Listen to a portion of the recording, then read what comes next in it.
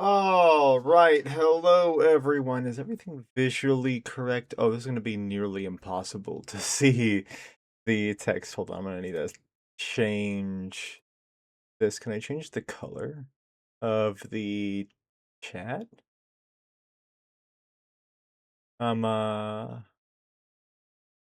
Because I'm realizing that it's going to be nearly impossible for chat to see themselves on the actual screen. I'm gonna try.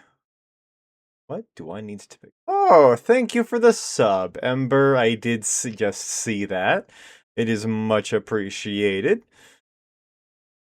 Wow, my alerts got super delayed for that. That's funny as shit. I don't know how to change the chat color, which is gonna be a bit of a problem, because most of this is gonna be white backgrounds and things like that, so chat's gonna be damn near invisible. But as you all can see, I do have the presentation in front of us. Let me actually shrink this thing a little bit so that it can be a bit smaller, but still visible.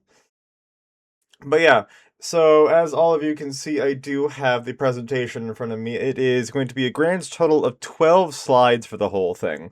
And there's going to be, chat's camouflaged. Indeed they are. So, I'm going to do this right at the beginning, and then hopefully I'm going to just remember to periodically do it. So we're going to put the Discord command in the chat so that anyone who joins in can see that little link right there. Do not forget, this is an open VC. There is, the open VC, and the other thing that's going to be the biggest feature of this presentation is going to be the fact that I have alcohol. But tackling one point at a time, let's start with the presentation itself. So the presentation itself, this was initiated by you guys, chat, because of the donathon that I did several months ago. I believe it was November that you guys managed to fully complete and whatnot. And I believe in the November donathon, one of the things was a drunken RWBY rant stream. And at the time that I made that, I had the naive belief that I could still get drunk. Clearly that is proven to be incorrect, but I will still holds true. So, as the months have gone by, in between working on several other presentations, the primary of which being a Fate Grand Order Avalon Lefay presentation, which is still in the works. It is going to take quite a while to get that completed.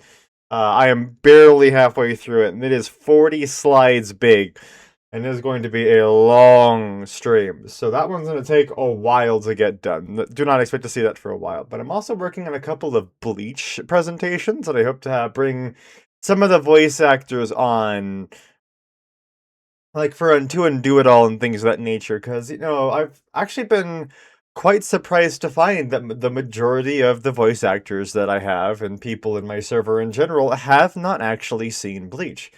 So I figured, well, I was encouraged by one of the voice actors who thought it would just be generally an interesting idea to have me make presentations that softly introduce the world of Bleach to the readers. Well, the viewers, that is. I didn't mean to say readers, because you guys aren't exactly reading this. But yeah, so I will be doing a plethora of Bleach streams and Bleach presentations where I will be explaining Bleach to people. I already have the one where I just speed run talking about the plot of Bleach and what have you, and some of the meta aspects of, well, not the meta, the external aspects of it, like the production side of things, the reputation Bleach has had. And I'm gonna keep that as a presentation. But I'm definitely going to be making more presentations, like one about the characters, presentation about each of the individual canon arcs. Each of the World is always a good call, indeed. Especially because, I do immense amounts of research to make sure that my facts are right. Not to say that I am all-knowing and that all of the facts I have are 100% true, but I do as much effort as I can to ensure that the information I have has been confirmed by some manner of source. So getting back on it, today we have a RWBY presentation, and the nature of this presentation about RWBY is going to be discussing some, but pointedly not all, of the writing and narrative choices in RWBY. Particularly, the bad ones. Actually making a presentation about going over the good things about RWBY will be for another day. And if you guys wants to expedite that process, money is always is a very good factor for it. So, this one will be going over the majority of writing decisions that I am of the personal belief is, leads to internally the problems with RWBY. There's a lot of other problems with it. There's plethora of things the community is divisive on and things of that nature. There's a lot of stuff that is vague or unknown. There's things that are definitely production influence and even things that go beyond the production that caused the production to then struggle.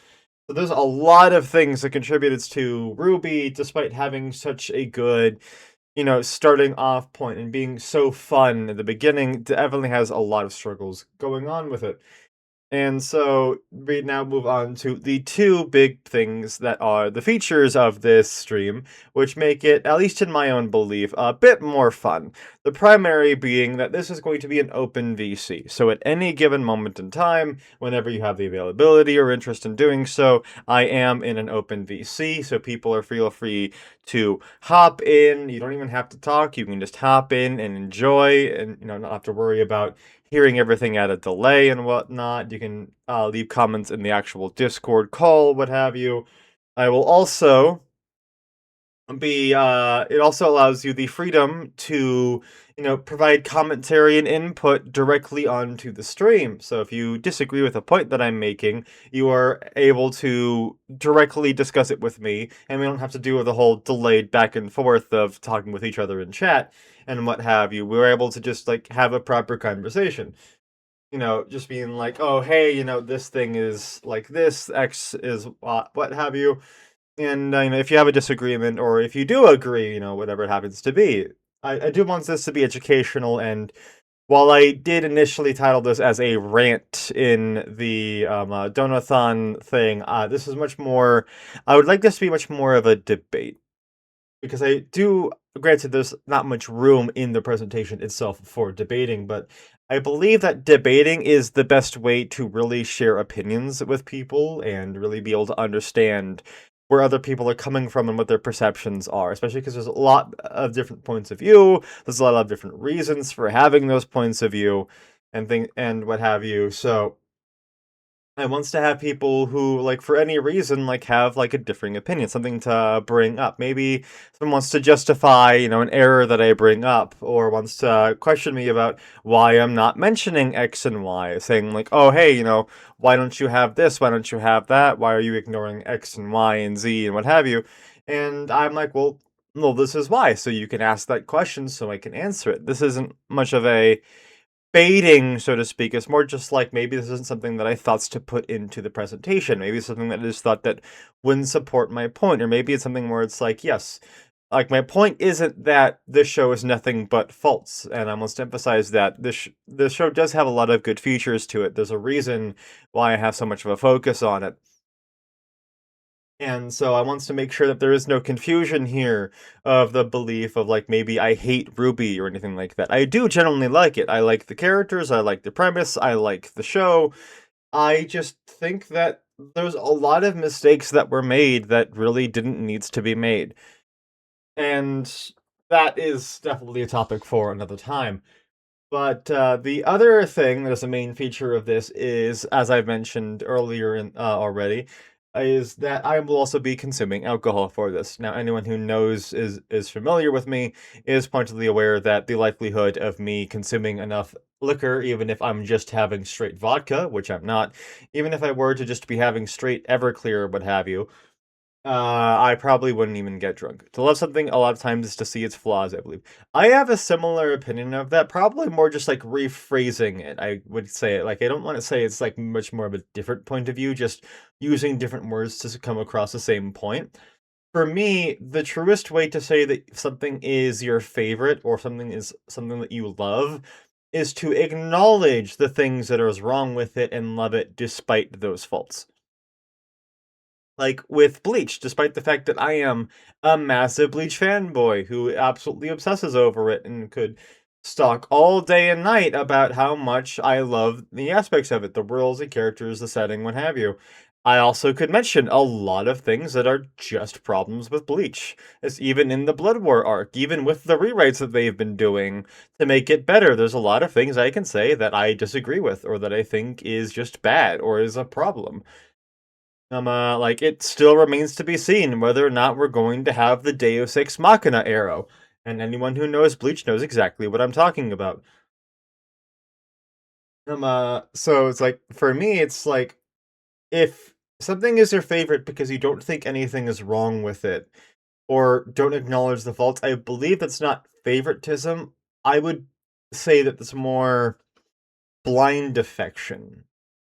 Because you're not acknowledging that you're not you're trying to portray it as perfect, and nothing is perfect. Nothing can be perfect, at least in my own perception. I know, like Mayuri, a Mayuri monologue and all of that, but generally, I believe it's like if you like something because you believe it's to be perfect, that isn't liking the thing. That's liking the idea of something that is flawless. Hey, Caleb. I hope you're doing well. I've been keeping up on your comments and whatnot. I did like the Bleach meme you sent me with Byakuya and Rukia and Byakuya's wife, whose name I'm currently forgetting. But I hope that you are doing well. I am eager to continue with this RWBY stream, and as you can see on chat, I have accidentally forgotten how to change the color of the chat's text, so I don't know how the chat's not just going to camouflage. Doing your best at the moment? That is good to hear. Sometimes just doing your best is the best you got, and that's what matters. Especially with what you've been having.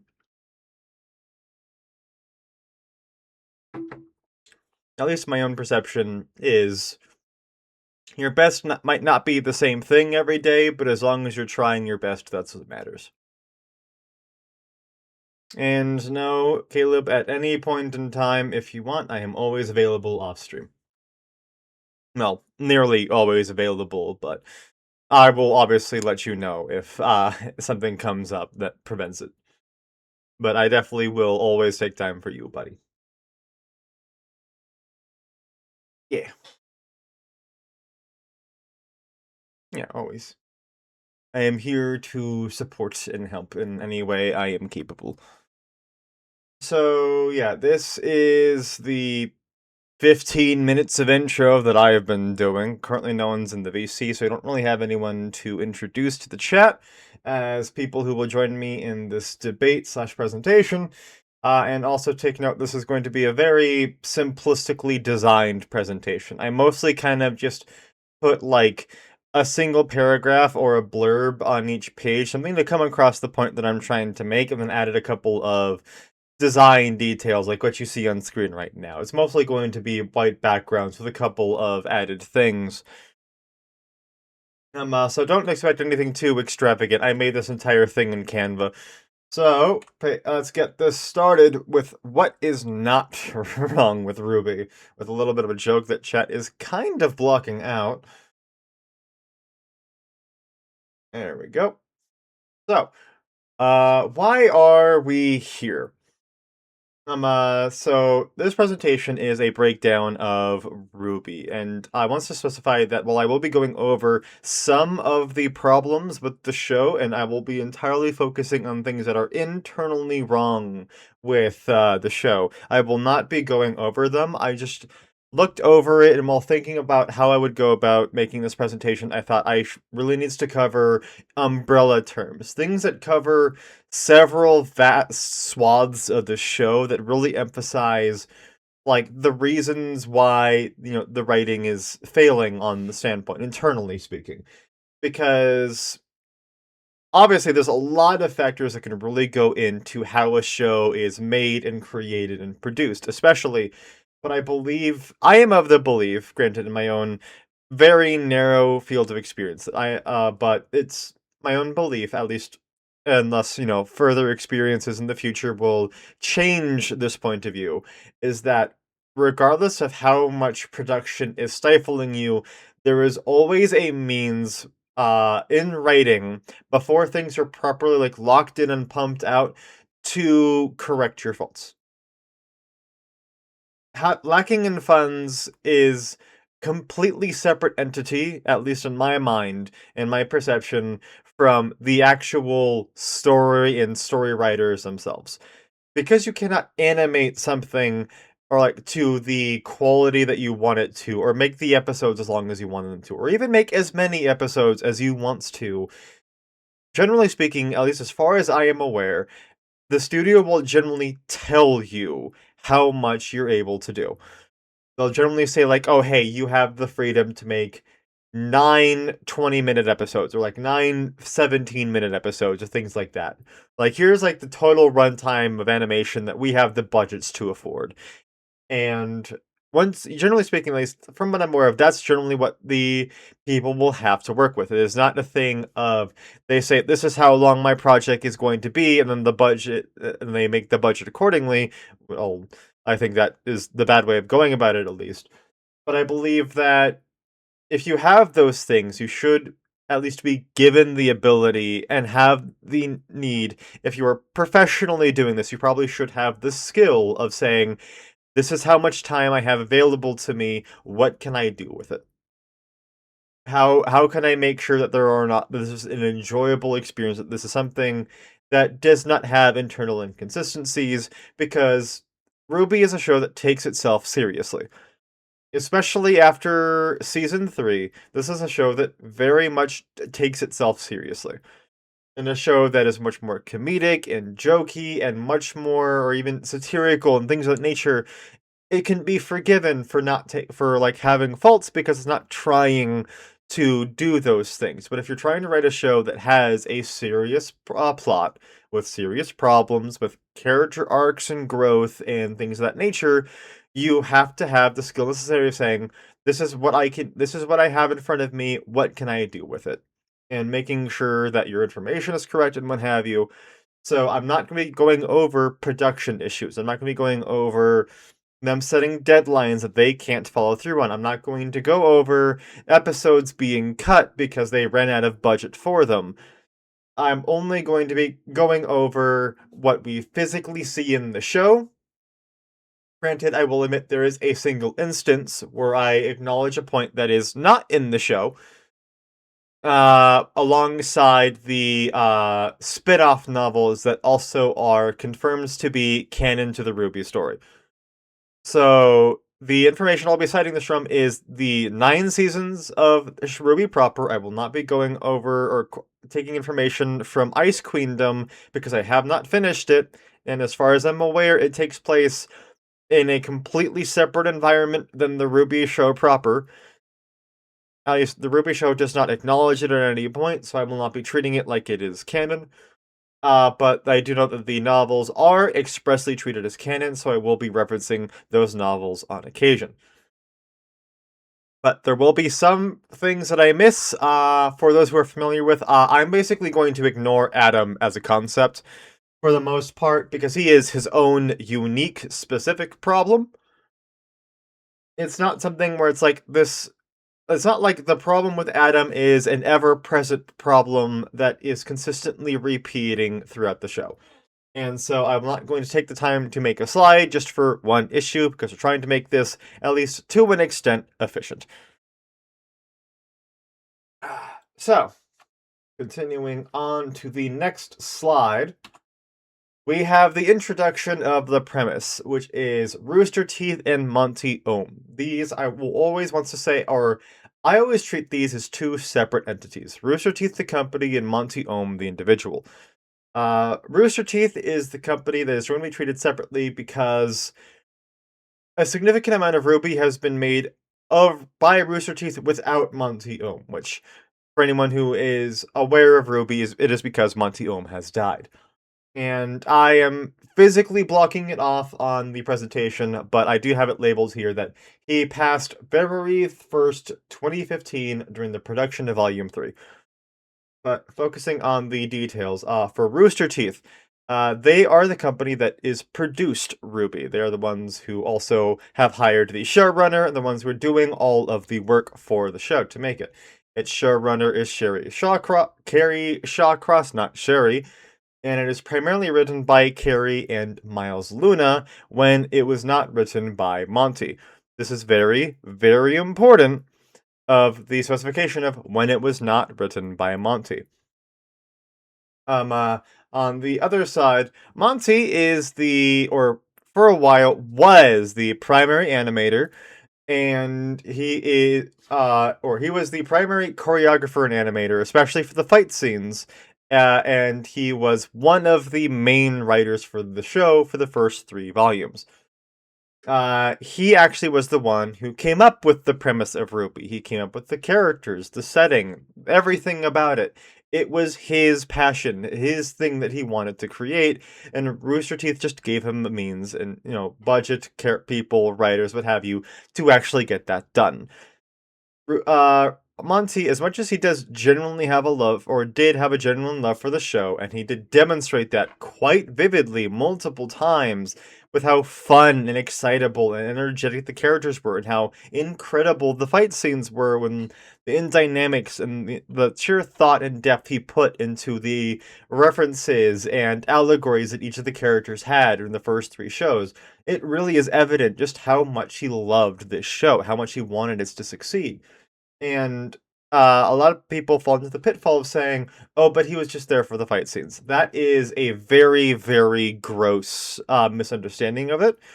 Yes, he was the sole person who made the fight scenes up until, halfway through volume 3.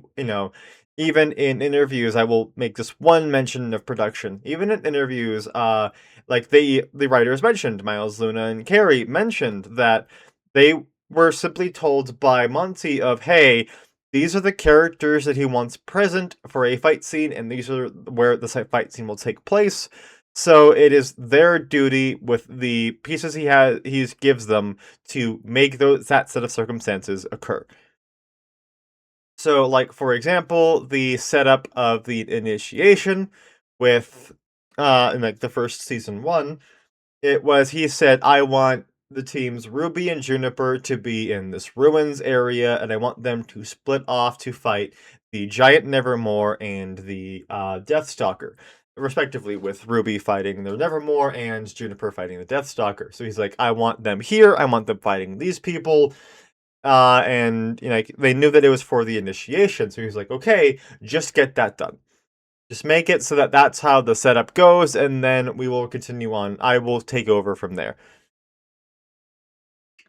So a lot of people fall into the pitfall of being like, because of things like that, like they say that Ronci had less of a hand in writing the show than people like initially believed. That is false, because he is the one who came up with the premise for most of the characters' designs, fighting styles, weapons. While he was, present, he voiced Ren before his brother took over.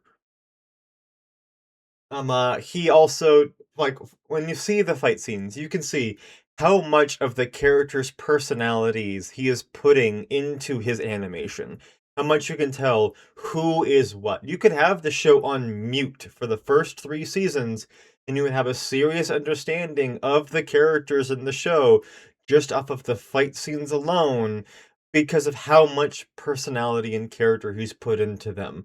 If anything, to an extent, the fight scenes are a better demonstration of who these people are during the fight scenes than they are when actually in dialogue and conversations and having serious, plot relevant moments. And that's how much love he had for the show. That's why it was his baby, his creation. And while also finding information on this presentation, I will also mention that, to my own excitement and fascination, I have discovered this man firstly gained fame as an animator by working on an Afro Samurai game. I did not know that. I did not know he made an Afro Samurai game, or that there even was an Afro Samurai game. That was a wholly, entirely new piece of information to me. And I think that's fucking awesome. Let me have a little bit of sip of alcohol. Oh, also, pure coincidence. The cocktail that I will be taking a drink from is a Mexican blue tequila, not tequila, Mexican blue, not a Manhattan. Martini. Mexican blue martini. That's what I'm having. Because I wanted to use my blue Curacao and my triple sec, and so I just looked up, like, hey, what has blue Curacao and triple sec? And then I found that one. It is tequila, Curacao, triple sec, lime juice and a little bit of simple syrup. This of an Afro Samurai game is the biggest news of the day to me, right? Like, I didn't even know there was a game up until I found out that he was credited as being an animator on it. But yeah, from like what I found out while looking up his wiki page and whatnot, he apparently started off doing the web animations with like the crossover between what was it? It was Samus and something else. I'm forgetting what it was, but he did like crossovers of various things and animations, and that basically like the sheer quality of his animations there, even while basically working in his basement, got him enough fame that he was hired to work on Afro Samurai. And from there, after that, he was first started in Rooster Teeth by Red versus Blue, and everyone who has seen Red versus Blue knows the exact moment that Monty Ohm first joined the cast, because holy fucking shit, the fight with Tex is insane for damn good reason. And then after that, he got enough, I don't want to say sway in the company. I feel like it's just that he had like pitched it enough times for a while that they just said, fuck it, sure, let's do it. And then now we have RWBY. And for those who also are, coming into this blind, this symbol right here is actually Monty's signature. And there is a certain point in, I believe it was volume 2, at the end of volume 2, I think it was, where they actually do reference his signature as a, a passing of the torch, or like a, reference to it. And I think that's just very sweet. So, what is RWBY?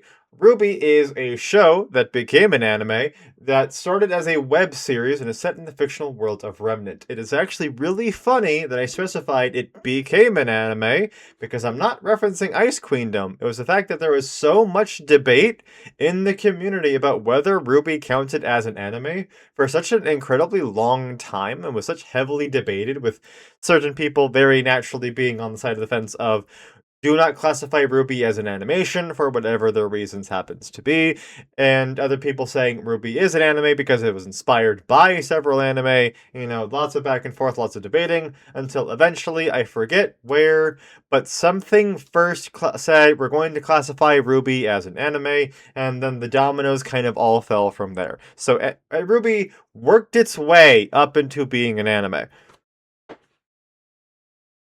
Excuse me. But it revolves around the titular Team RWBY, made up of Ruby, Weiss, Blake, and Yang. And for the first half of the show, it focuses on them being in Beacon Academy. I'm not going to have any commentary on this. This is just a, you know, straight up, purely factual summary of the show. That first follows them in Beacon Academy as they learn how to become huntresses, monster hunters who slay the creatures of Grimm, and it sequences into, things beyond Beacon. But yes, some of the defining points of RWBY is its mecha shifting weapons and the colorful nature of the show and the characters in general. Each of the four main characters of RWBY are not only classified by their initial being in the name and their designated symbols that you can mostly see on the screen, but also the fact that they are also distinctive colors. This is another one of the many points of the early seasons and Monty's influence of just how much he loved and had passion for this show could really shine through. That you had Ruby Rose, which naturally invokes the color of rose red in your mind, especially because, or ruby red in your mind, and her symbol and color scheme revolve around that shade of ruby red. And her symbol, as can be seen in the top left corner of the screen, is a rose that is slightly on fire from what I can tell. I never really understood why it has those little like burning aspects of it. But you also have Weiss, which is just German for white, who also is centrally a white colored character whose symbol is white, that I literally had to get a specialized PNG for this because, white background and all of that.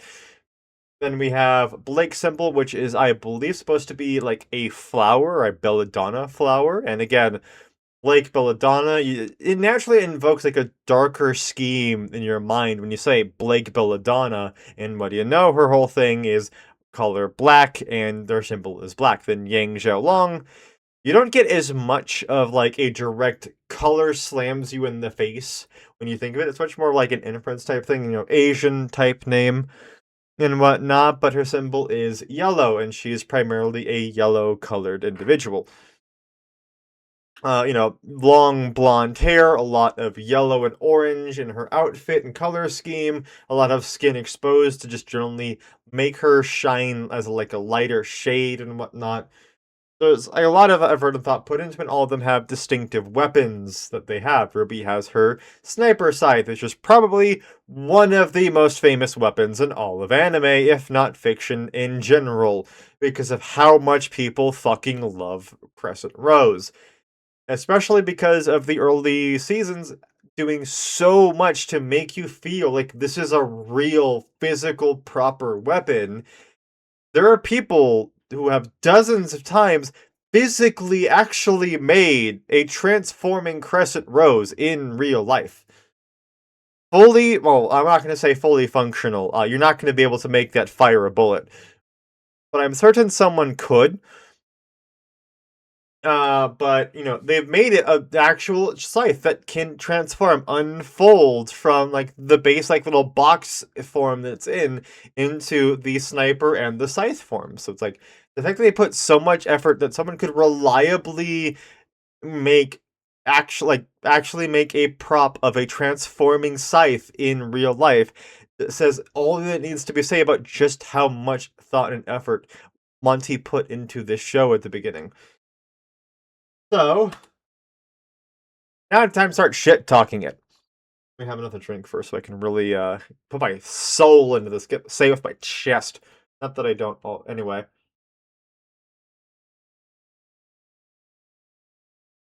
So, let's start this shit talk from the top, shall we?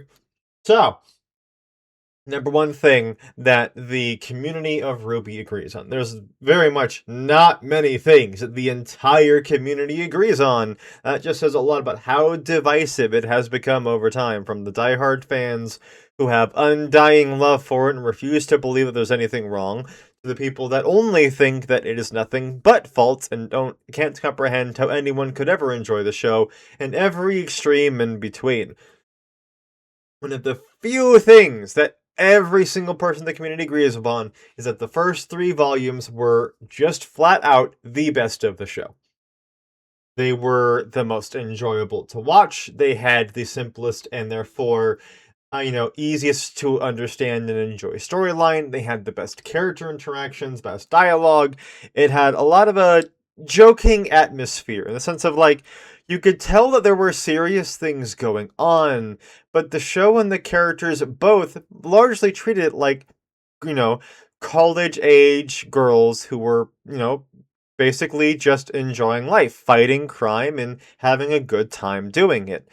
And because of that lighter tone, better jokes, better like it's something that's like in every single way, RWBY in the first 3 shows, first 3 seasons, was just better. And there's just no debating that. However, what a lot of people refuse to acknowledge, what I definitely am aware of because of how much time and effort I've put into the first 3 volumes for my own rewrite that I'm doing, there's a lot of faults in the first 3 volumes of RWBY. There's a lot of contradictions for how characters are and their backstories, and some aren't even retrospective. Some are as simple as the moment John explains his backstory, he is exciting a contradiction. Not in something you understand later, but the moment he says it, the first thought that went into my mind was, wait, so this guy whose sole desire is to live up to the legacy of his family, which is a lineage of successful huntsmen that he explains as heroes, does not know a damn thing about being a huntsman, to the point of not even being aware of what aura is. What the fuck do you mean? even if aura is something that only huntsmen are aware of, which I sincerely do not believe because it is actively known that, the civilians don't get their aura unlocked because they eventually in the future explain that Grim are attracted to aura. Um uh so the civilians are aware of aura, but even if they aren't aware, you would think that something that is so common amongst the huntsmen, literally the foundation of their training is having an unlocked aura, in the core principle of all of their fights, how they have their semblances. Like, they've even explained that, huntsmen are famous. They are effectively celebrities and well known. You would think someone would ask, hey, how is that one blonde girl making shit fly with her mind? And say, oh, so what's a semblance and how do you unlock it? And then the natural sequence of questioning from there. So, yeah, literally, volume 1, first half of the season, John explains a massive contradiction that does not make any sense for his character. And the show follows a lot of things like that, in the first 3 volumes even, and I want to specify that here, of just because they are definitively and indisputably better than the rest of the show does not mean the first 3 volumes are without their faults, because they have quite a lot. It's just that they have the distinction of, while there are faults, there's also a lot of things that you can be generally enjoyable. The primary thing that a lot of people like to say is the most enjoyable thing about the first 3 seasons was just how fun and incredibly tightly choreographed Monty's fight scenes were. Every single time he had a fight scene, it caught your attention. And whether you agree with the choreography, whether you think it's physically something that is reasonable or unnecessarily flashy or just stupid or, something that no one would ever reasonably use in an actual normal fight sequence in a normal fight, there is no arguing. You can feel the impact of their blows. You can have a sense for the speed of which they're moving at.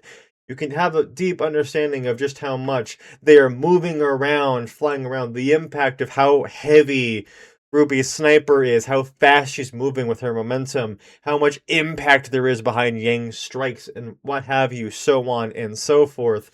There is so much going on, but none of it seems like irrelevant or useless. You see someone flying around in the back, and then you realize it's them building up momentum so they can land a heavy strike. It's them, sharing resources with each other so they can have like a bomb full of dust type thing.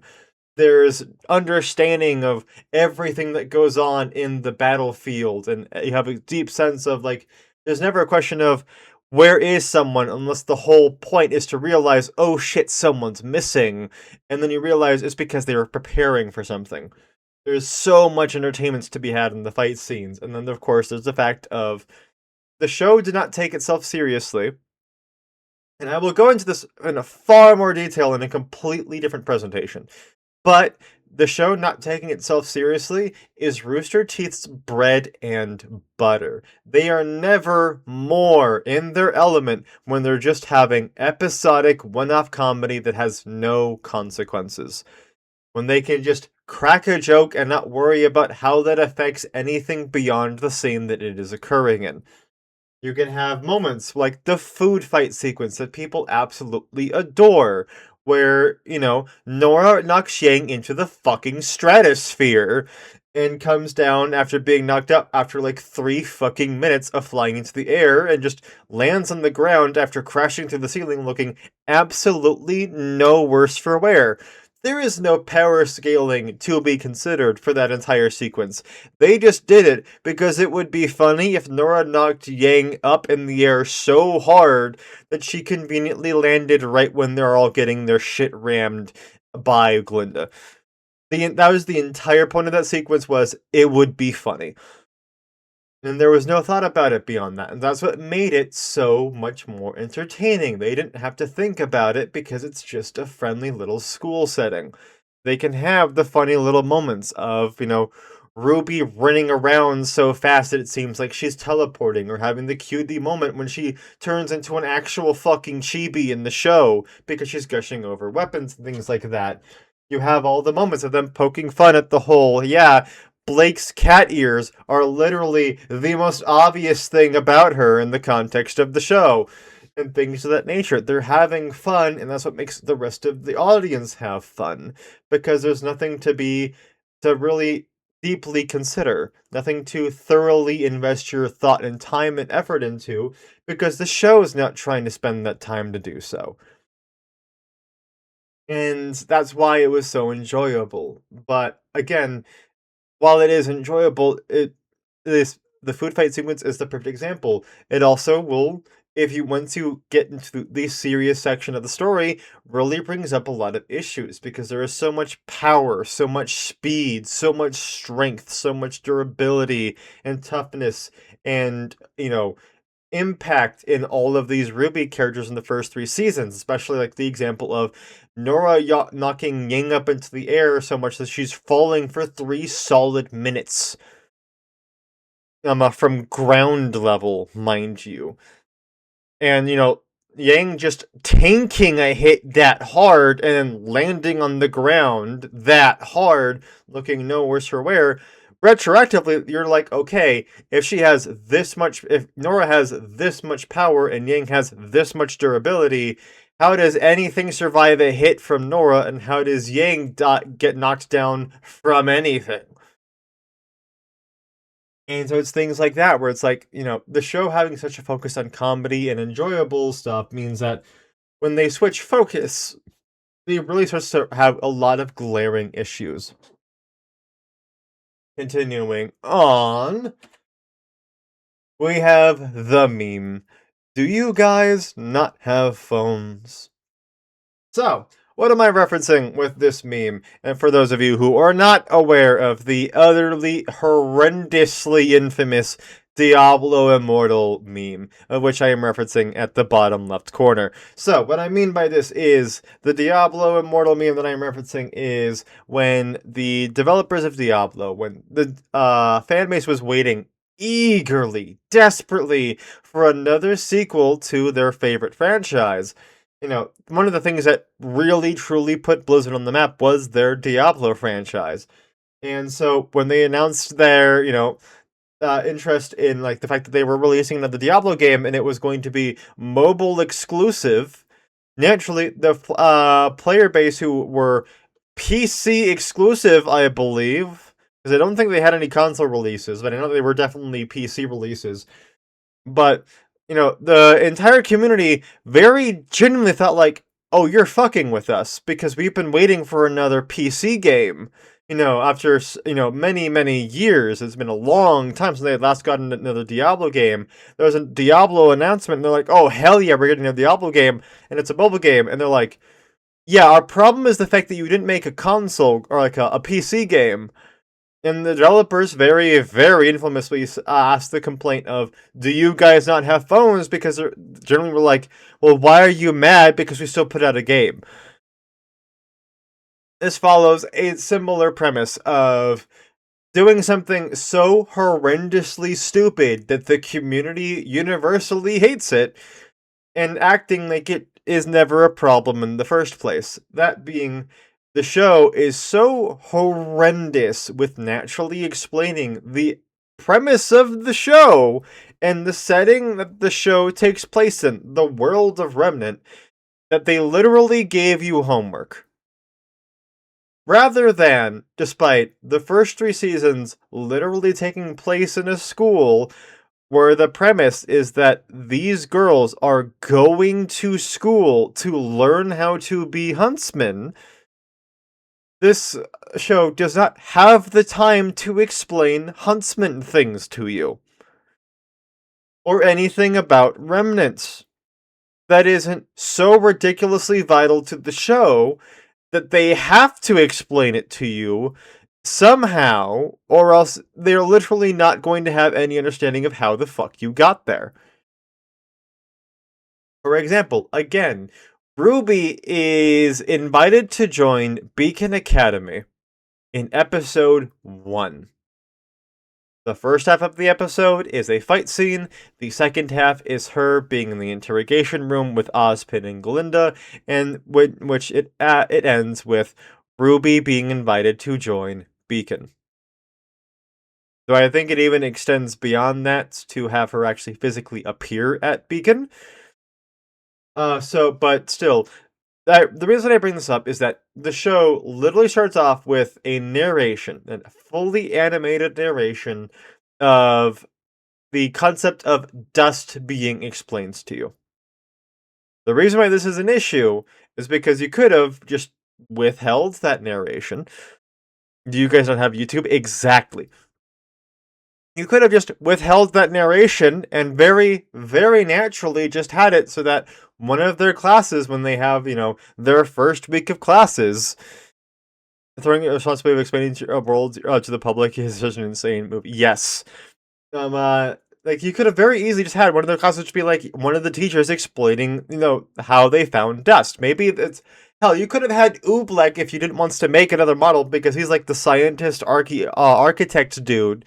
Or archaeologist, whatever he happens to be. He's the one who literally knows, he's the history teacher. You could have easily had him be like, yeah, so dust is fascinating to us because we don't know where it came from, but all we know is just like the process of we found dust and that's how we're able to be huntsmen fighting against the Grimm because we didn't have the power otherwise until we found dust.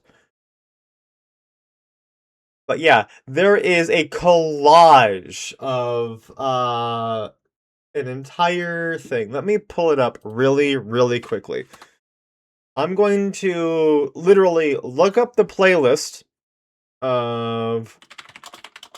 That's not what I wanted to do. What the fuck? Yeah, I'm gonna pull up the goddamn playlist. So yeah, here.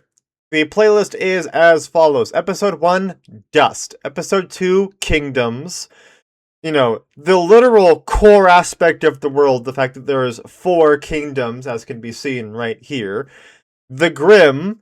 So the show doesn't even explain Grimm in the show properly. Well, Pyrrha does. Because they realized far too late they hadn't. Then Aura, the Vital Festival Tournament, Huntsman, the CCT, the 4 Maidens, Veil, Mistral, Atlas Vacuo, the area between kingdoms, Faunus, the SDC, and the Great War. So, having seen all of the episodes just so that I actually can confidently say what the fuck is going on, I can also confidently say that half the time in those little introductory things in World of Remnant, they're either not explaining anything that the show doesn't already explain, and I don't mean this in the sense of like, oh yeah, it's not necessary because the show also explains it. I mean it in the sense of the show does a terrible job of naturally explaining what the fuck these things are. And the fact that these things that are expressly given you homework doesn't go into exaggerated detail to at least make you slightly more informed about these things than the show already does. Because if you're already having the issue of, we're not explaining it in the show, so we're going to make the side stuff to explain it to you, and then failing to even explain it in the thing about explaining it is a really terrible thing. Because the intro narration of RWBY Episode 1 is explaining, yeah, dust kind of just appeared one day, we don't know where it came from, all that we know is that it comes in various elements, and we use it to fight the Grimm. What does the Worlds of Remnant thing say? The exact same thing. They explained a couple more types of dust that exist than just basic elements, and explained that like 90% of their entire world functions off of dust, like heating and electricity functions off of dust.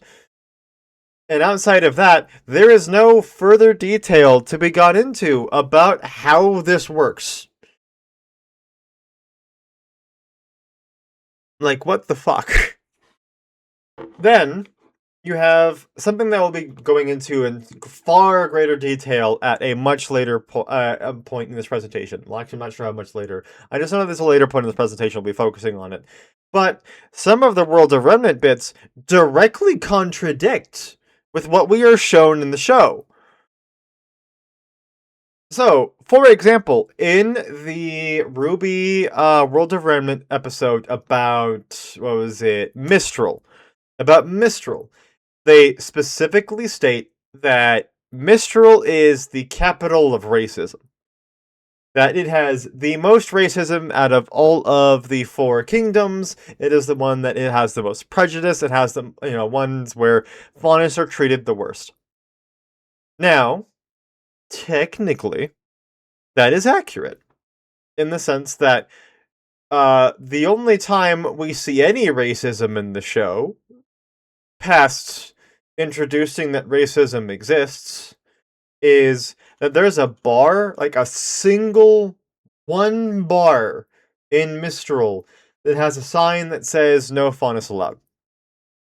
Just one bar that is shown to be in the shady side of Mistral, pointedly. And that is the only in your show understanding and demonstration that Mistral is the one that is most prejudiced against the faunus. In practice, you wouldn't have to think about it for 2 seconds to look at yourself and say, hey, the faunus are extremely prejudiced by the SDC, the Schnee Company. They are repeatedly mentioned to have terrible labor forces specifically in relation to the faunus. And Weiss herself is also introduced to be mildly racist and with a heavy grudge against the White Fang at the beginning of the show. So you would think that, very, very naturally, you might come to the conclusion of, oh, hey, the SDC is centered in Atlas. And Atlas's whole thing is elitism. And, and looking better than everyone else. Why is Atlas not the most racist country?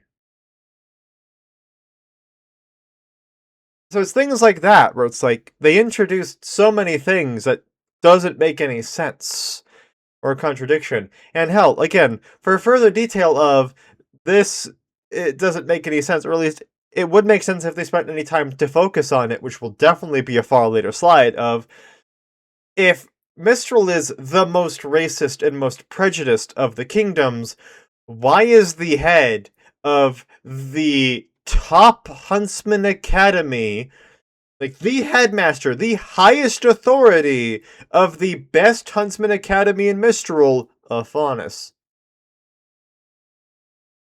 Like, sure, you can make the argument and infer that maybe Osmond had something to do with Lionheart being the headmaster of Haven. But that would imply thinking about it and inferring about it, and nothing that the show actually takes the time to explain on its own. This is all just the viewers coming to their own conclusions because they were like, well, we have to come up with a conclusion because this doesn't make any sense on its own. Because there's nothing that makes this make sense on its own. I'm gonna have more alcohol, don't mind me. There will be an ad in a minute and a half. I will pause in the lecture. Oh, Moon, you don't even know. Saying it matters 3 times in the story is an exaggeration.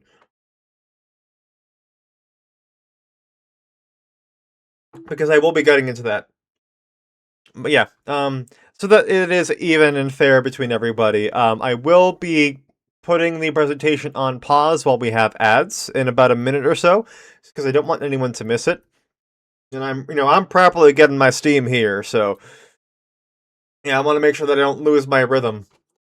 But yeah, so let me finish this point, and then we'll move on to the next slide, and then we'll wait to start the next slide until after everything is done. So yeah, this is just a repeated concept multiple times of World of Remnant is the premier example of the show does a disgustingly terrible job, despite having such an easy setting to have it done in, that the show, like, there's so much of the information of the show that is people coming to their own conclusions because they just don't have enough grounds to work with. Because the show just never bothers to explain its own core principles. And what have you. Like, they even reference the Great War multiple times in the show, and then you never have an understanding of why the Great War is important. I'm gonna stop now so I can wait for the ad.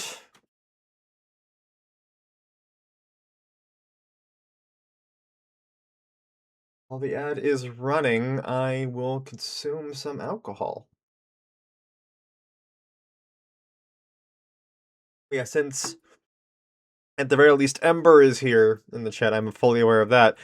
I will finish off the this detail by specifying of the Great War is also important. Actually, no. This is such a big detail that it has such lasting and heavy consequences. I'm gonna wait till the ads are done. Let me just recline back in this seat.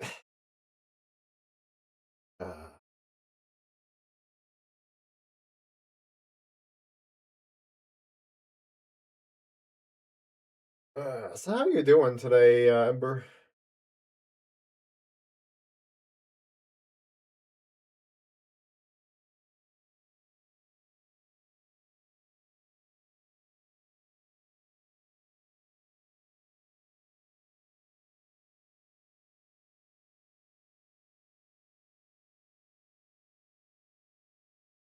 Doing good. It's always good to hear. Have you managed to feel any better from that sickness that you caught?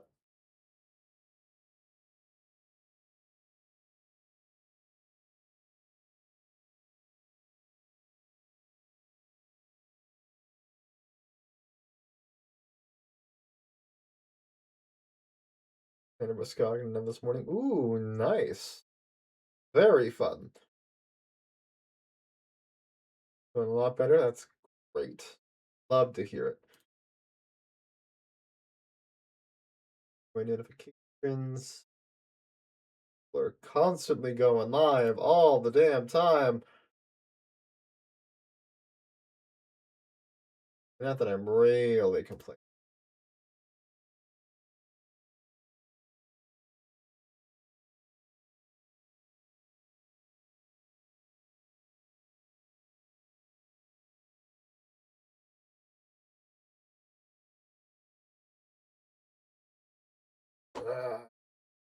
Actually, I'm gonna take this time to stretch. I have been sitting most of the day.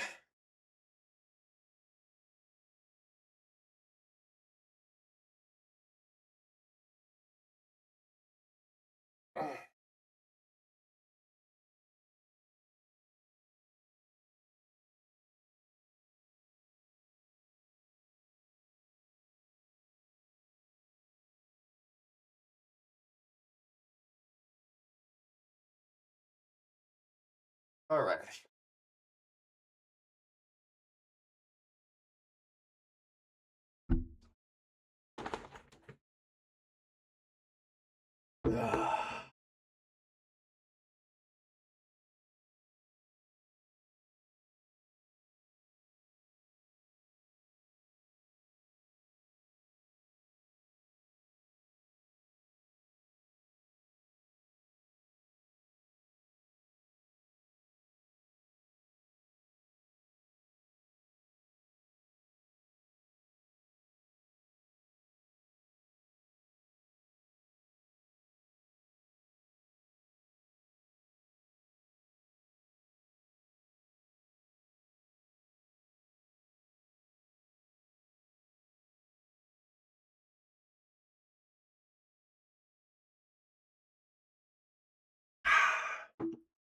All right, and now we are back. So, I was going to finish up this slide and then proceed on to the next one, but while the ads were running, I realized that there was a particular detail that is an incredibly major detail. It's not really relevant like much for this particular presentation, but it's such a horrifically massive detail about the story as a whole to starting to use it as further emphasis of like just how bad that this lack of explaining things can get. So, one of the most obviously common known things about Atlas is that it is a military country. It has an incredibly vast and incredibly, state of the art, well trained, very, very powerful military. The fun thing about this is that in the World of Remnant episode, the Great War, they actually specify a very important detail that the reason that Atlas has the military that it does is because for some horrendously stupid, insane, and idiotic reason, after a massive world war between all four of the kingdoms was resolved, one of the agreements made by the King of Vale what that all of the countries agreed to was that, and I mean, like I said, all of the countries agreed to this was that Atlas would be the only country that could have a standing army.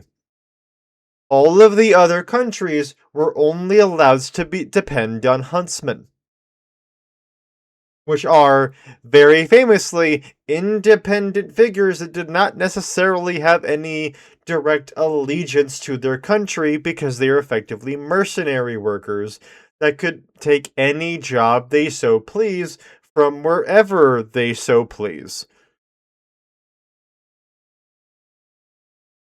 There is multiple dozens of problems,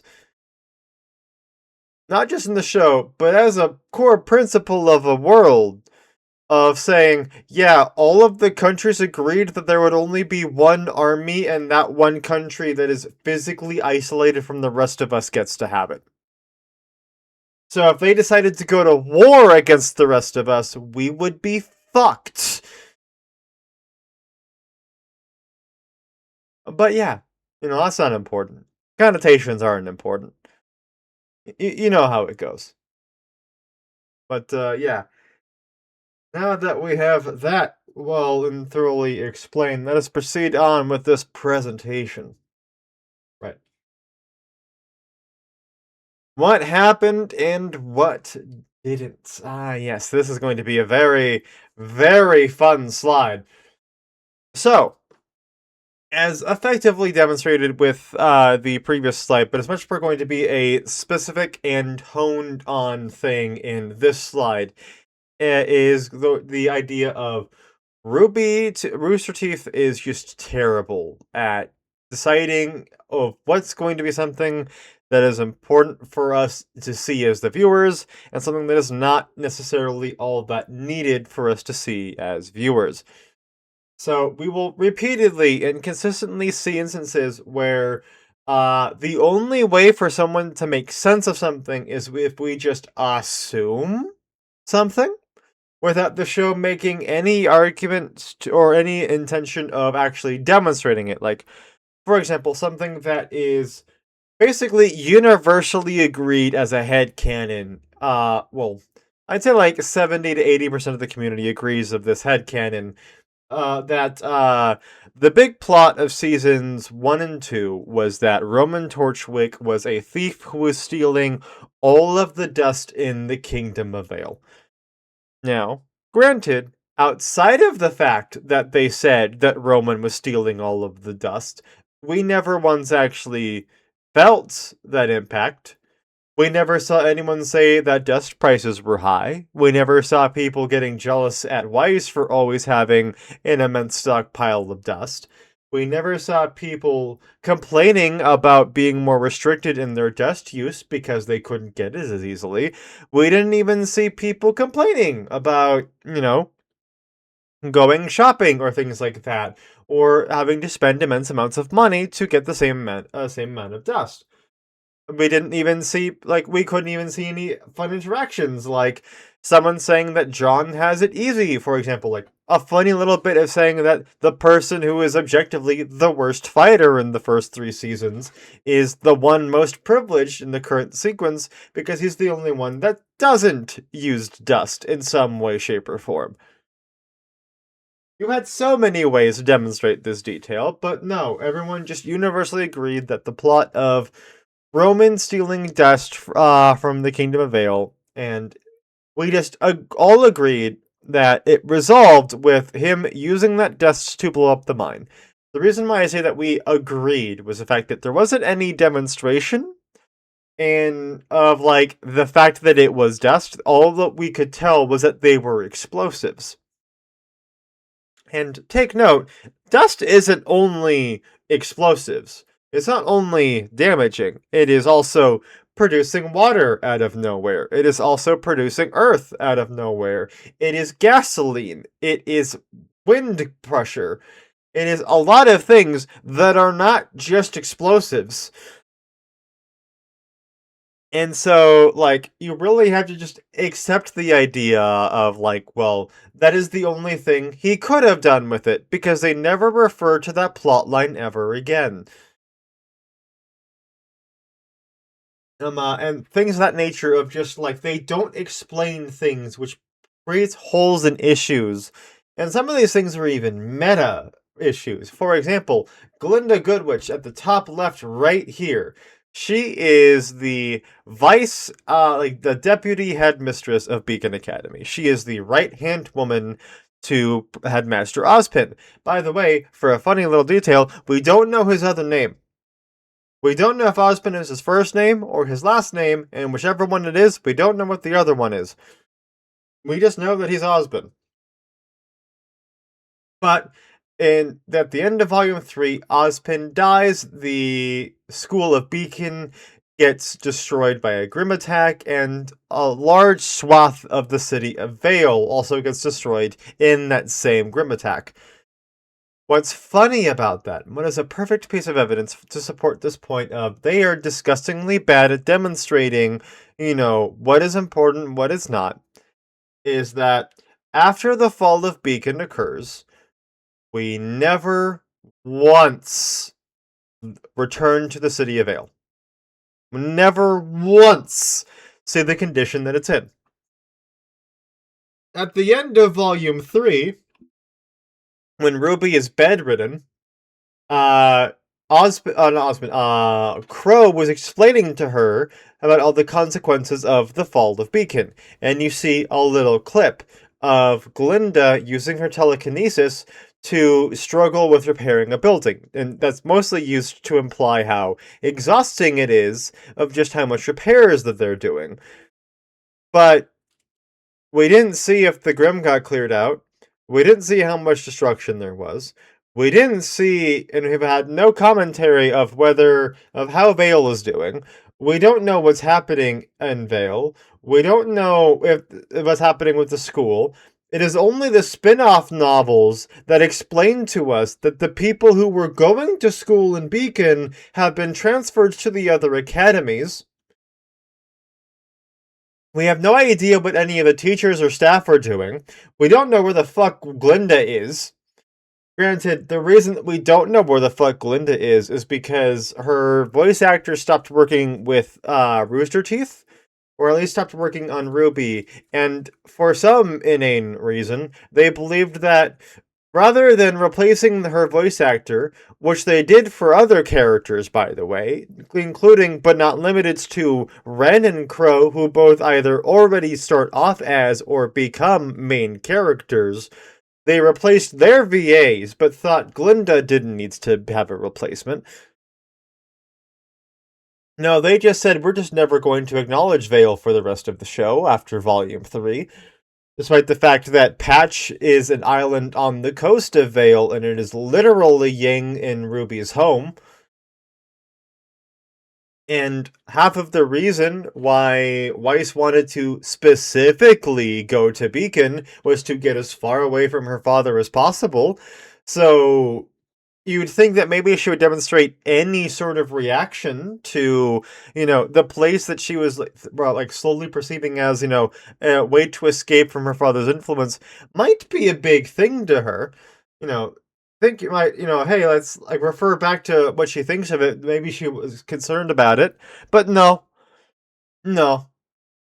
Even when she tries to escape from her father a second time, this time illegally, which is going to be a whole different point.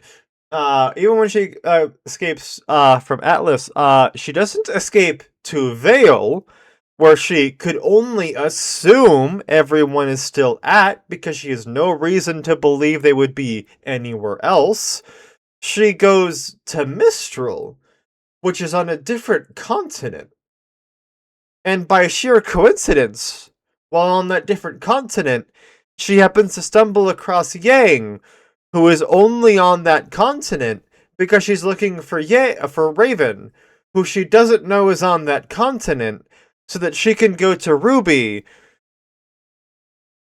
despite the fact that Yang has no reason to believe RWBY is with Crow, which would be the only reason she's seeking out Raven, because she can use Raven's semblance to instantly teleport to where Crow and therefore RWBY are.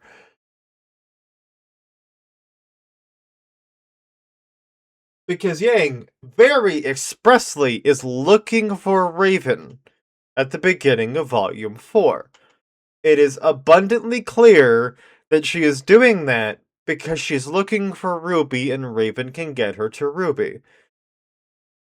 But the only reason that Raven can get her to RWBY is because Yang can get her to Crow, and Crow is with RWBY. But Crow, famously, and for very good reason, doesn't ever work with anyone. Because he has a semblance that makes him a permanent bad luck charm that is hazardous to the health of safety of everyone around him at all times. So if anything, Crow has express reason to not be close to RWBY.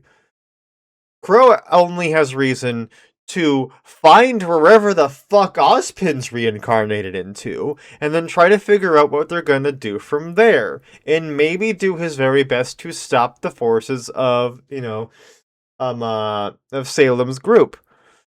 So all of this leads into a massive amount of, there's no reason for any of these characters to do this, and we just have to assume, or even, we can't even assume because there's just genuinely no fucking way for any of this to naturally occur.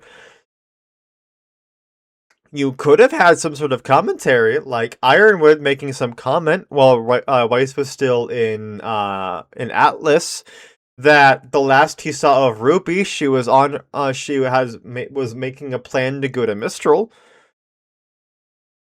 You could have made it so that Yang even just had an idle muttering to herself of saying of like, Crow would never let RWBY be alone for too long. So he must be following RWBY, therefore that's why she's hunting down Raven.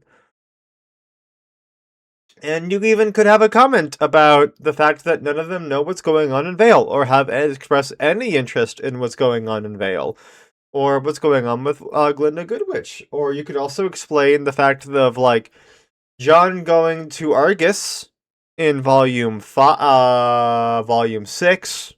When John goes to Argus in Volume 6, he is able to get his sister to provide lodging for everyone in the group, which is fine and dandy. That is fine, it makes sense. He didn't need to explain that his sister was living in Argus, it could just be a happy coincidence. The problem is that the last that his sister is aware of, John, that we are, we can only infer this is, the last she's aware of him was he presumably went against his family to steal his grandfather's heirloom and go to some sort of huntsman academy in order to become a huntsman, because he never once mentions, like, blocking calls from his family, wondering what's going on with him or anything like that. But even if he does somehow have a healthy relationship with his family, despite the fact that they know he doesn't have the credentials to go to, Beacon Academy, even if he lies straight up and says, yeah, they accepted me anyway, so I'm okay with that.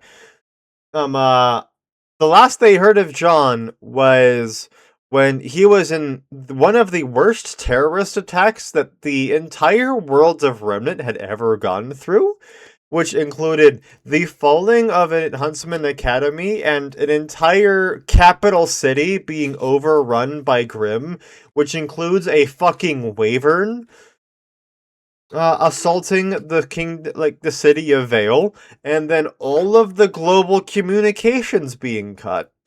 So you'd think that with John being a very, very important and relevant character, who is part of the main cast directly from Volume 4 on, like, very directly main cast from Volume 4 on, that it might be relevant to see the interaction of him reuniting with his sister or fighting her for the first time.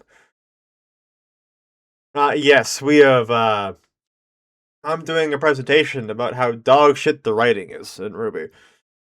But, yeah, there is also some other glaring examples of, the whole what happened and what didn't. For example, I'm slightly blocking it off, but, the epilogue of Volume 9 is a premier example of what happened and what didn't. Because even if you don't include the... Oh, hi, Ember. Even if you don't include the ending, like the epilogue that got cut because of budget constraints as being part of the show, what is indisputably important is the fact that Volume 8 ends with RWBY vacating an entire kingdom into a different kingdom. And the very last we see of them evacuating an entire country into a whole different country is that all of the people immediately leave the portal to be in the dead center of a sandstorm where they are surrounded by monsters and they have a horrifically outnumbered thing where there is dramatically more civilians than the, 6 huntsmen that they have could reasonably be able to protect. Like, sure, they have Winter, who is a maiden, but they have Winter, the 3 members of Juniper. No. Yes, they have the Winter, the 3 members of Juniper, and Emeralds.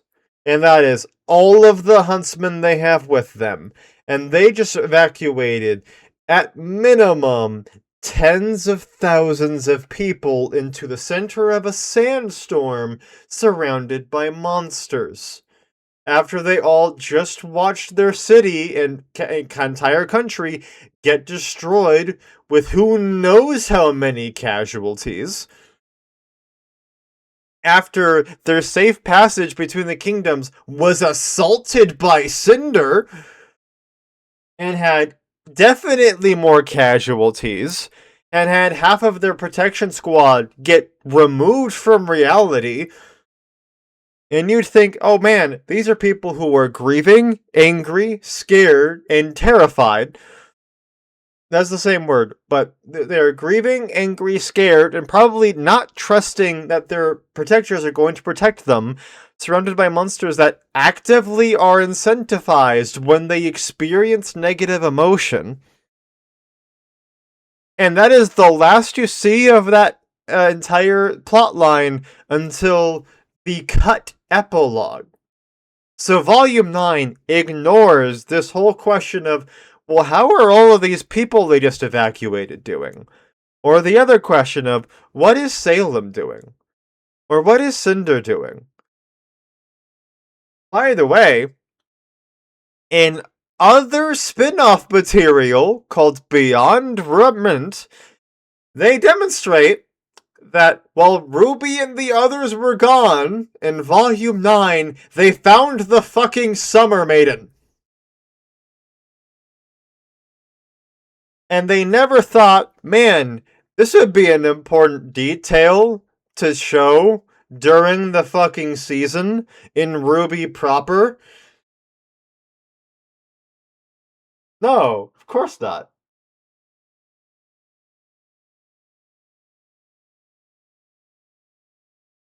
Why would having one of the 4 strongest individuals in the world and potentially having them join RWBY's side be a relevant piece of information? Why would they do that? Yeah. They don't explain who the Summer Maiden is, but they make it abundantly clear that they have found the Summer Maiden. Yeah. Yeah, the Summer Maiden is directly working with Ozpin, the headmaster of Shade Academy, and, Winter, and Raven is there for some fucking reason. So they have the Spring Maiden and Raven, the Summer Maiden, whoever the fuck that bitch is, and the Winter Maiden and Winter all working with them And they thought that it wasn't relevant to show in season 9 proper that Raven and the Summer Maiden decided to join up with, the main cast and help them. They thought that wasn't important. They also thought that it wasn't important showing the fact that currently, because they have the population of 2 fucking kingdoms in Vacuo, that there's a massive problem of overpopulation, not enough housing, and not enough resources. And that all the huntsmen who are currently in Vacuo are immensely overworked and exhausted because there's so much things going on. There's daily, if not hourly, attacks from the Grim because of how much negative emotion is flooding out. But no. Instead, in the spin-off material, after RWBY comes back to Vacuo, and take note, they didn't think that it was relevant. Event there aren't any good solutions there. The problem isn't the fact that they have those issues. The problem is that the show never shows you that they are happening. Throughout all of Volume 9 in RWBY, they exclusively focus on Team RWBY in the Ever After. And take note, the show had demonstrated multiple times that they are perfectly fine cutting to alternative points of view that are not directly related to Team RWBY. For example, it frequently cuts to what, other cast, like, not what other cast members, like what the other antagonists are doing, what the people in other countries are doing, and things of that nature. But throughout the entirety of Volume 9, despite the fact that Volume 8 ends with things are terrible, they think it is never relevant to dedicate any amount of screen time in the show proper to showing that there are things going wrong in Vacuo. The fact that they show it off in spin-off material, like the fact that they're having the overpopulation and resource problems isn't an issue. If anything, I applaud them for doing that. The problem is that they only show this in the spin-off material. And even further, alongside in this same spin-off material, they thought it was really, really relevant to show that. Well, mostly it's the fact of there were such heavy complaints about this fucking teacup right here that they thought they needed to dedicate an entire episode of their spin-off, little animations to Ruby and Yang getting boba. And reconciling as sisters. And I am still of the belief, as many people are, that the entire reason they did that episode was because of the immense backlash of this fucking teacup. But for further evidence and support of the whole, they are terrible at explaining, or understanding what is something that needs to be shown on screen and what is something that can be taken off screen, is Glinda. Did you know, and I only found this out because of, looking things up and finding articles and seeing what was cut content from Season 9, that off-screen entirely after Salem destroyed the king, or helped in destroying the kingdom of Atlas, she then raffle-stomped Vale and killed Glinda.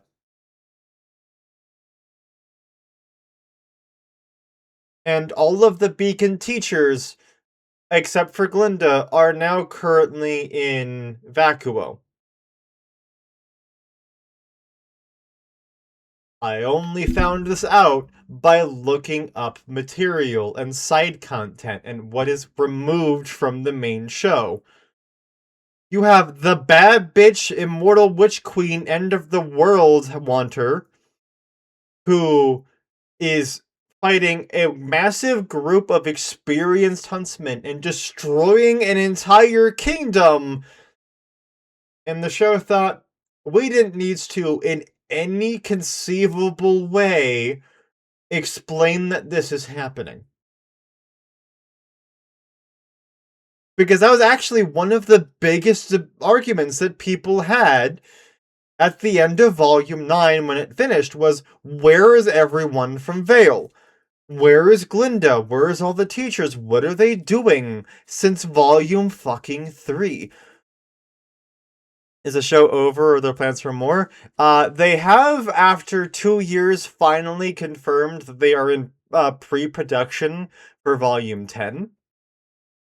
But it's just the fact of volume 10 is like very strongly understood to be what is going to be the very last season of RWBY. And if it's not, no one's going to be happy about it because it has been building up and setting things up in such a way that volume 10 has to be the end of the show.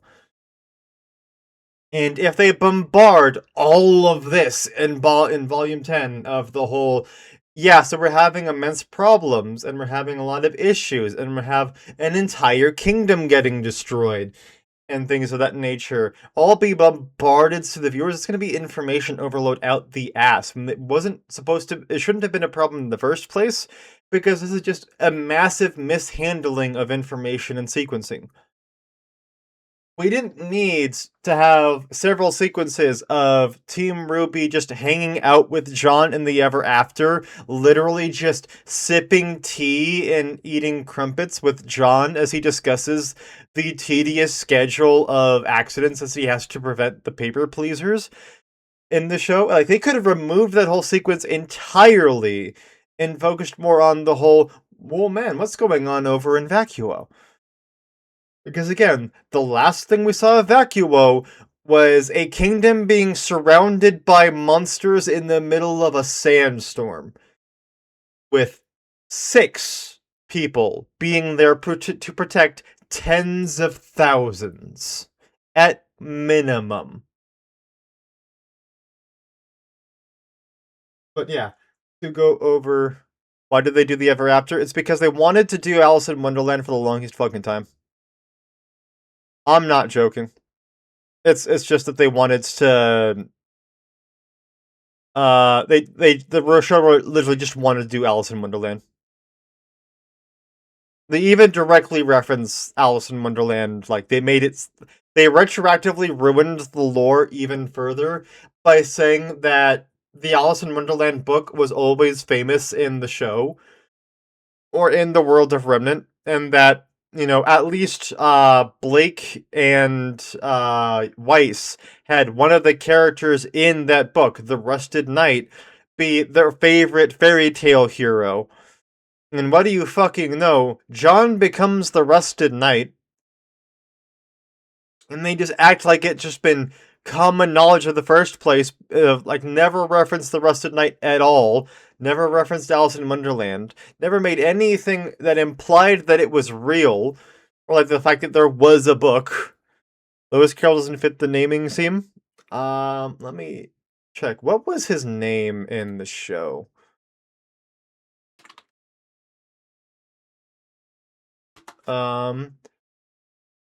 So, they do have Lewis. He does not have a last name. He's just Lewis.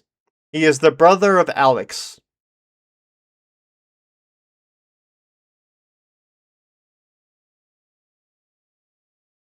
And I'm just now finding this out in real time. They're from Vacuo before the Great War. Which is fucking insane. Because since John experiences the events of Alice in Wonderland, something about things something weren't planned or thought about that much, I will get to that in another slide. Yeah, so from what I'm reading out here, that has horrible connotations about John, because he expressly was forcefully sent back in time in the Ever After to experience the events of Alice in Wonderland with Lewis and Alex.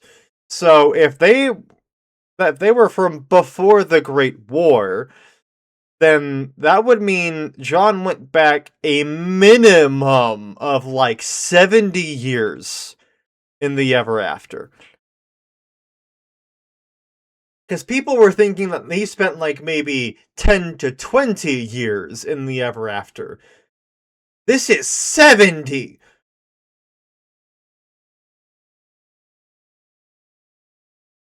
This is a long fucking time that he was in the Ever After. if they were from before the Great War. That doesn't sound bad for some fictional time travel. It's not bad for fictional time travel, it's bad for the connotations of the show. Because John doesn't age like he was spending 60 or 70 years in the Ever After. He aged like he went from being 20 to 40. He does not physically change much. He doesn't look like he's an old man. There is glaring issues with that. I just discovered this, but Jen was also in a fairy tale. So the Ever After very clearly only operates. It's not that it has fairy tale rules. It's that it has it has its own structure of all of the entities in the Ever After have their own purpose in life, and they function despite the fact that their biology would not sustain it. Yeah, John just gets a beard and a dramatically deeper voice, and that's it. Also, his armor gets rusted as fuck, because, rusted knight, but that's it. He also somehow gets more armor? I don't quite understand how that occurs. Like, he maintains a sword and shield, but from the end of Volume 8 to the start of Volume 9, John's armor, like, the amount of physical armor he's wearing, like, doubles? Like, he gets a full helmet. Things that are, like, clearly crafted for him. Despite the fact that John is mega paranoid and basically never leaves the paper pleasers because he doesn't want them to die. So he wouldn't have ever gotten to any place where he could do metal work or forging. But to go on to Monk's point, so the individual characters of the Ever After obey their own logic, but the world itself follows normal rules. It isn't like absurd gravity, there isn't, time dilation or things like that. Sure, there's things that are incredibly wonky, like a fruit that when plucked will literally send you back in time, unless you physically break the clock. But it is clearly portrayed that he still experienced the passing of time completely normally. Because, like, John still has to eat and sleep, and he even worries about oversleeping so that he can save people, and gets hungry and thirsty, and all of that. He knows about all these phenomena, and demonstrates of, like, the physical age is getting to him, so it is not that time passes differently in the Ever After. But to go on to the big point, the teacup. Very, very famously, in Volume 9, Ruby drinks this teacup to kill herself. And the episode ends with Ruby drinking the tea, the rest of her team, plus John, entering the room, and the order of sequence is that Ruby is lying on the ground looking at this cup. All of the others enter into the room and they're like maybe 15 feet away. Really not a far distance at all when you consider just how fast some of these characters can really get going when they wants to get going. And you have Neo standing in front of Ruby who is just silently encouraging Ruby to drink the fucking tea. Like, not forcing her down her throat, not doing anything, literally just staring at her and waiting. And they all enter, and Ruby picks up the tea, stares at it a good bit, thinks about it, and then drinks it. And this is not like a quick sequence. Like, she is like fully like, draw me like one of your French girls leaning on her side, picking up the little saucer on the bottom, and like peering into the death tea. And then she takes a sip, and no one reacts to it. And then the episode ends. And that's fine and dandy. Even if it's not fine and dandy at all. The problem, the incredible, horrendous, ridiculously disgusting problem, is that you start the next episode, and John and the others are back with where the paper pleasers were. They are smiling and laughing with each other. they're getting into group hugs and talking about how happy that they are that they're friends, and they do not demonstrate any signs or any indicator that Ruby's best friend, Ruby's sister, Ruby's partner, and Ruby's teammate all just watched her kill herself. Take note, this is after they went on a massive, terrified chase because they realized how depressed she was. They were hunting her down because they were like, oh shit, Ruby is looking fucking terrible. We need to go see what's wrong. And the writers, in their infinite wisdom, genuinely thought, okay, we'll end the episode with the dramatic cliffhanger of Ruby dying. That's perfectly fine in a writing standpoint. Cliffhanger is a cliffhanger. And then start the episode by completely carving out the reaction. And not like they get mopey or sad about it. They literally, not one of them experiences any form of sadness or depression or mourning or any sort of negative opinion. No one even fucking references Ruby until they literally see the wooden statue of her inside the tree that she is reincarnating into that they did not know she would do. They thought she genuinely fucking died, then they see a perfect statue of her inside the tree as they're trying to escape. Then it is only then that they make any reference, and it's basically just a passing thing of like, oh man, this is so sad, let's keep walking.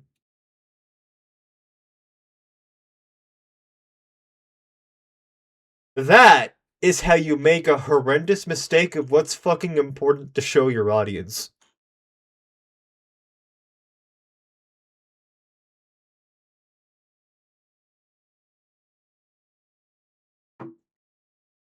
It is that bad. And this is why, like I'm saying, the actual writing decisions are terrible. But there's more. There's more. I'm not even bringing up all of the examples. We're just going to move on to the next point because it's a whole different can of beans.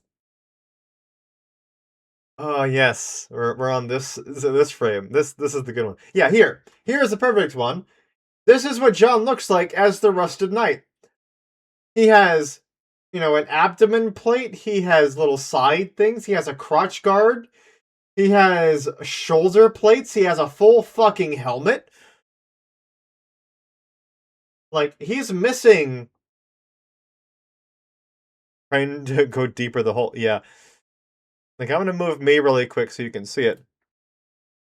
Like, you can see it right here. He doesn't have an abdomen here. He doesn't have, like, little plates at the bottom. He doesn't have, like, the ridiculously high thing shoulder pads. He's missing half of his fucking armor. Where the fuck did he get it?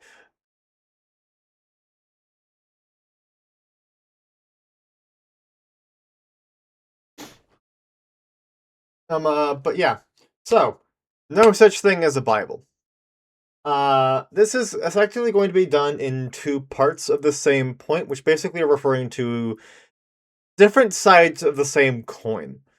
So, no such thing as a Bible refers to the fact that the RWBY writers, specifically Miles Luna and Carrie Shawcross, have confirmed in interviews that they do not look over information from previous seasons to ensure that the information in later seasons is congruent with what they've established. For example, the Brother Gods have had 3 separate backstories. There have been 3 separate lore reveals for them because they keep on. I'm not sure if they keep retconning it.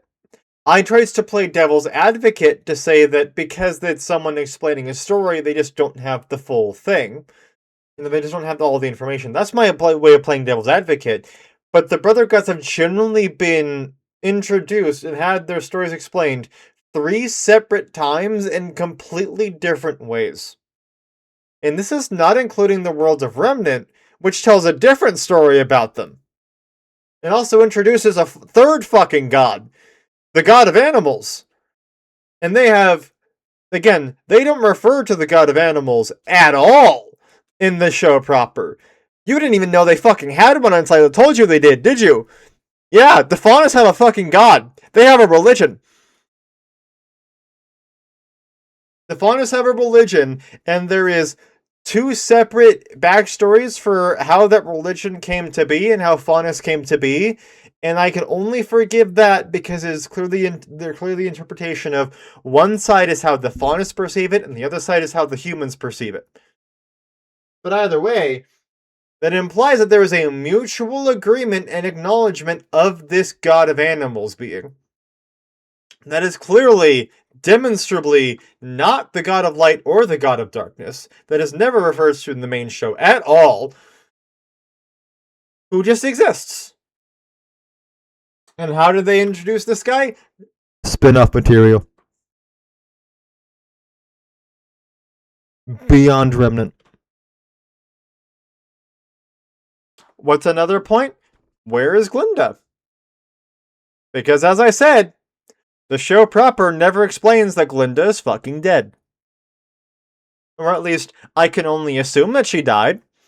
Because in the material that I found, the only material I could find in relation to it, yeah, the science for the gods are bland. The only thing I could find about it was that all of the Beacon teachers, except for Glinda, managed to escape for Vacuo, and they said Glinda stayed behind to fight off Salem, and they just implied that it ended badly. So even in the spin-off material, they say, we're going to refuse to give you anything relevant. Because why do we need relevancy here? Why do we need important details? Why do we need to have consistent information? Another point, just to continue on, is, I already mentioned the whole existence of the Rusted Knight and the fact that no one in the show ever once referenced the existence of Alice in Wonderland in the show for 8 fucking seasons, and then started talking about the Rusted Knight like that you've known about him the whole time. No resolution for Glinda at all. Not one. But then there's also some funny things. Like Sun. So here's a funny thing about Sun. Sun is 150% confirmed to be from Vacuo. Not Vacuo. He's from Mistral, and he goes to school in Haven. This is expressly confirmed. He is a student of Haven. During the Vital Festival, he transferred from Haven. He goes to school there.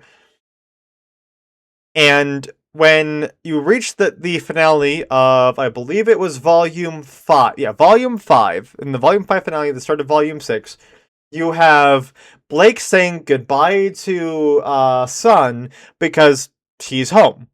He's in his home city of Mistral. He is in his capital of Mistral. He is at the school that he goes to, Haven.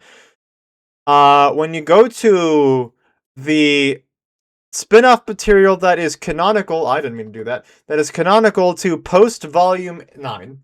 So after Team RWBY gets back, half of the shorts of the post material is Sun being in Vacuo with his entire team. For some fucking reason.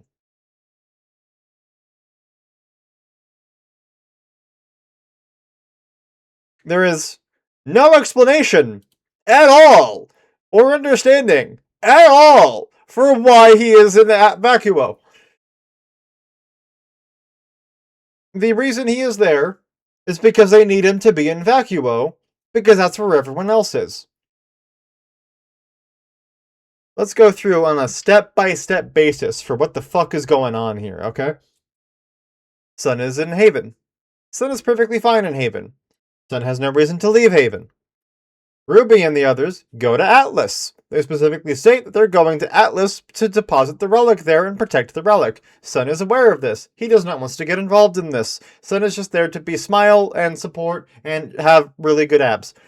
At some point in time, RWBY and the others successfully managed to get global communications returned for about 5 minutes. In that time, RWBY's entire statement, which also ties into the image behind my model, is there's an immortal witch queen of the Grimm.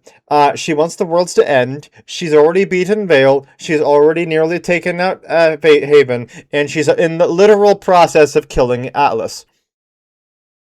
Please help us. That was her entire message. It was immortal witch queen who has magic and controls literally every Grimm, has successfully destroyed 2 schools, and is literally in the physical process of destroying the 3rd. And she says, please, please, please, can you bring reinforcements to help us? Because we will not win on our own. That is the entirety of her message before it gets cut out.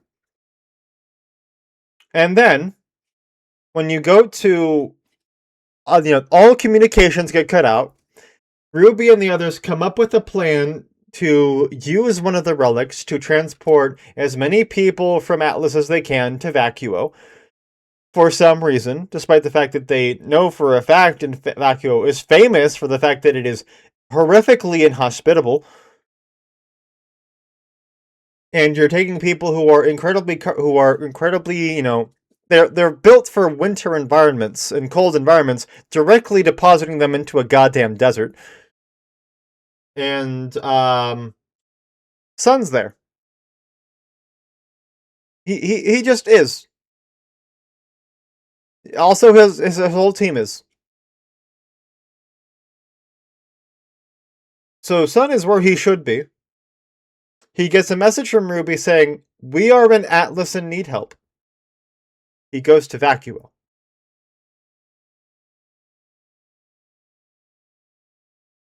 Explain the logic.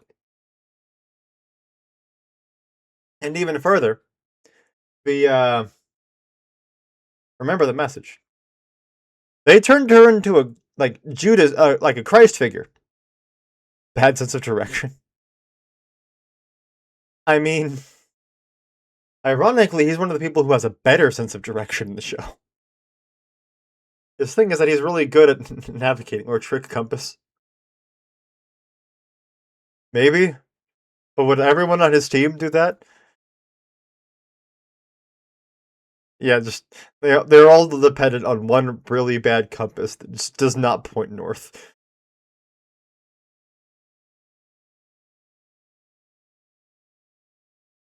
But yeah, so remember her message. I just explained what her message was. They thought that the Grimm were just a mindless mass of monsters that just came from nowhere they could figure out, and sure, they could get really, really dangerous if they survived for long enough, but Huntsman can deal with them. That is the global understanding of Grimm.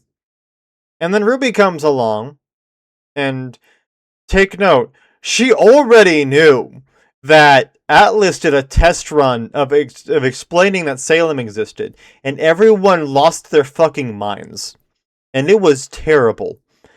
And this was when they literally had someone who acted as a, lie detecting machine to confirm for the population that they were being completely truthful and honest by saying, yeah, there is now the Grimm have a queen who is unkillable and all powerful and actively wants to destroy the world. And she followed it up by saying she's also succeeding by destroying the world's only military. Only military. So she has, in order, the world's directly is conscious of the fact that she is the source behind the fall of Beacon, which is famous as the world's best huntsman academy. So she took out the best learning center for monster hunters, her greatest opposition. They knew that. And then she takes out the world's only military army.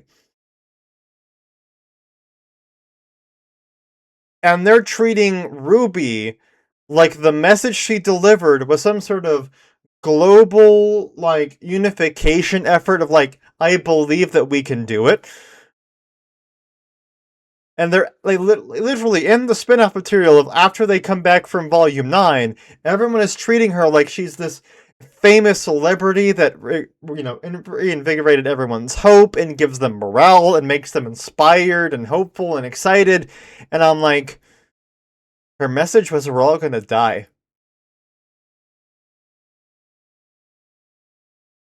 What the fuck is inspirational about we're all gonna die? Because remember, her message wasn't like, there's an immortal witch queen, but we're fighting back. It's, there's an immortal witch queen who is actively slaughtering us, and we're begging for you guys to come help.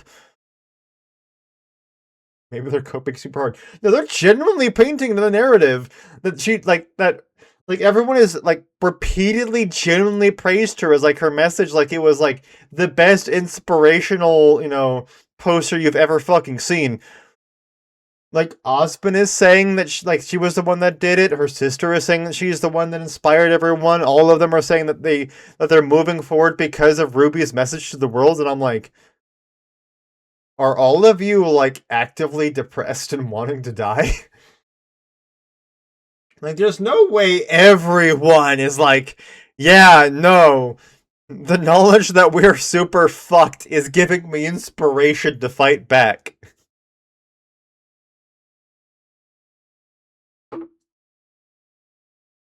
Like, let me pull up. Can I pull this up?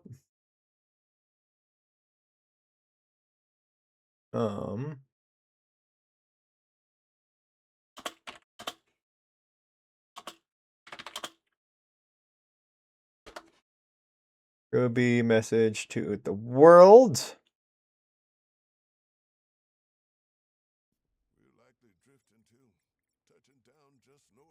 Let's skip all of this setup. We don't need 2 minutes of getting everything prepped.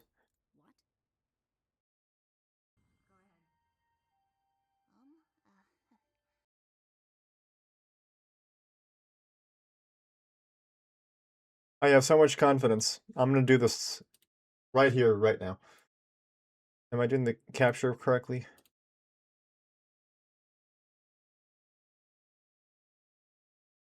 Subtitles are probably, yeah, they're auto-generated, so. Hi. My name is Ruby Rose. I'm a huntress. And if we've done everything right, then I'm talking to all of Remnant right now. Dr. Polendina can explain more later. But right now, you all need to know that the Kingdom of Atlas is under attack. Things are dire, and we need help. But please, try not to panic. This isn't some new enemy or invading kingdom. This is a force we've faced before, for centuries. Salem. Dude. The White Fang, Elysian drones, even the Grimm themselves have all been controlled and manipulated by her in order to tear down the Huntsman Academies. We don't need to go into the animation. I know the idea of the maidens and relics seems, well, crazy. But I promise Professor Goodwitch of Beacon and Headmaster Theodore of Shade can verify all of this. Only thing that we see about Vale after 5 fucking volumes is just Glinda in a dust shop. And off screen, we find out after the fact that Vale has been destroyed. So this even further adds to my thing of, what the fuck are you talking about? Oh, wait, no, I got it wrong. This is Volume 8. In between Volume 8 and Volume 9 is when they destroy Vale. So never mind, I got that point wrong. Organize a way to fight back. But sadly, General Ironwood can no longer be trusted. It seems Polendina. Okay, so it's even worse than what I was selling it out to be. There's a monster. She has actually been secretly making the world's terrible for years. Centuries even. The Kingdom of Atlas, their only military is under attack and they are in dire need of help. And they are directly saying, the only military we have has an untrustworthy general. And we need to fight back against him while we're fighting back against the Queen of the Grim. That she directly just said is the direct cause of all of the destruction that has been occurring. How the hell is that any of what she just said inspirational?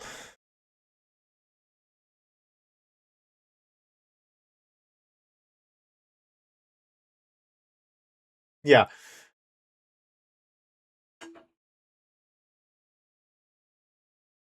Like, come the fuck on. How? What is wrong with you? But, yeah, so, like, this is all just, like, adds on to that point of, like, the information is stupid, it does not make sense, ad's about to start, never mind. And I will continue with the second half of this slide once the ads finish up. And I'll have even more alcohol.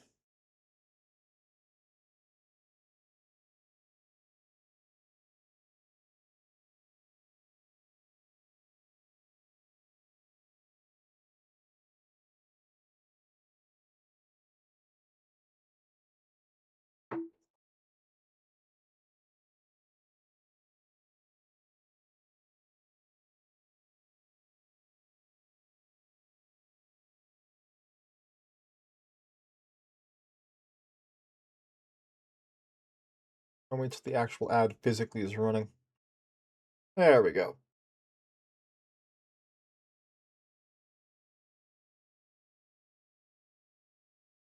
While the ad is running, I'm gonna go see what I can have for dinner after stream.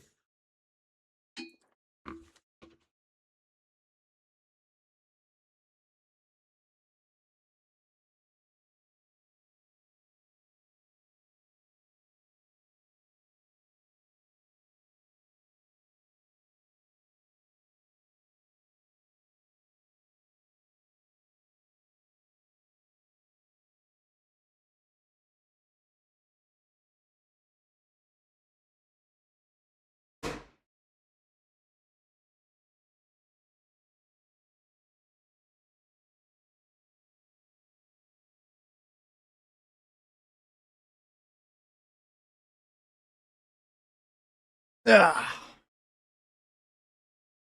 I have returned, and how far are we in this?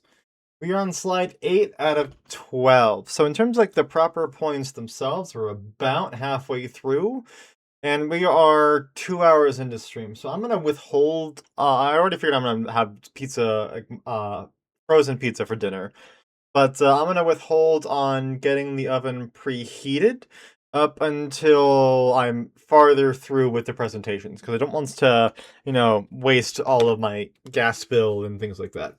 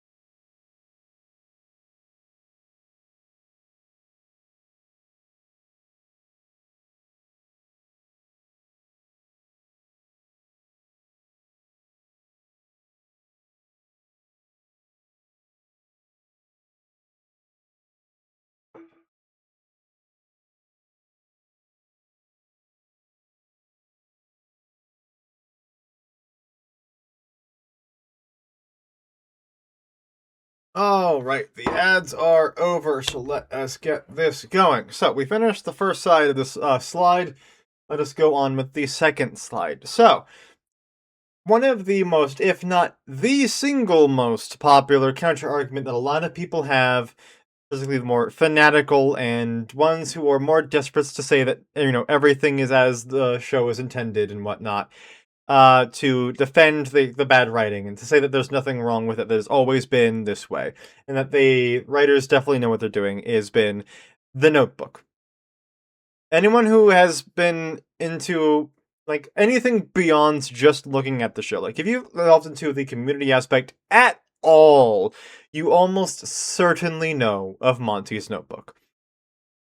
Monty's Notebook is basically, it is a vague object that the writers Miles and Carrie have brought up time and time again. Say that in honor of Monty's memory, they are using his notebook and taking the notes inside of it to continue on with the show, using the ideas that he came up with. The problem with this counter argument and the notebook in general is twofold. First and foremost, we do not know how much information has been contained within the notebook. We don't know how much he planned it out. We don't know how thoroughly he had the later seasons figured out. All we know with actual certainty is that they actually did have Alice in Wonderland, or they wanted to do an Alice in Wonderland reference for a very, very long time. That is actually 100% confirmed. They have wanted to do Alice in Wonderland for a very, very long time, and Season 9 was just the opportunity where they were able to pull it off. But beyond that, we don't know how much inside that notebook is him writing down these ideas. We don't know how much he figured out. Right? Random nonsense in notebooks. Exactly my point. I don't have notebooks.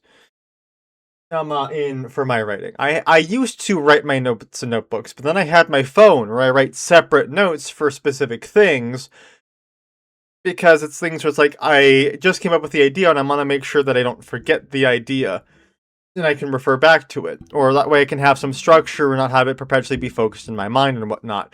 But that does not mean everything in the notes that I put on my phone, which are completely separate and a chaotic mess only I can really understand, is everything that is relevant to the story. There's thousands of details in my own writing that I do not bother with putting into notes, because it is so deeply ingrained into mine, so concretely known, that I'm like, I don't see a point in writing it down on a note. I'm already going to remember it. I could not possibly forget it. And so things like that is one of the many counter arguments I have.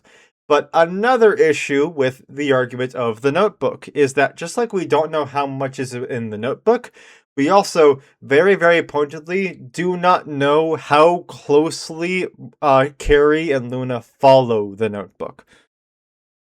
If even if Monty, which is incredibly unlikely, even if Monty did write a, episode by episode fucking bibliography that directly explains exactly how he wants the show to go down, that does not mean that they listened to every word he wrote down in there.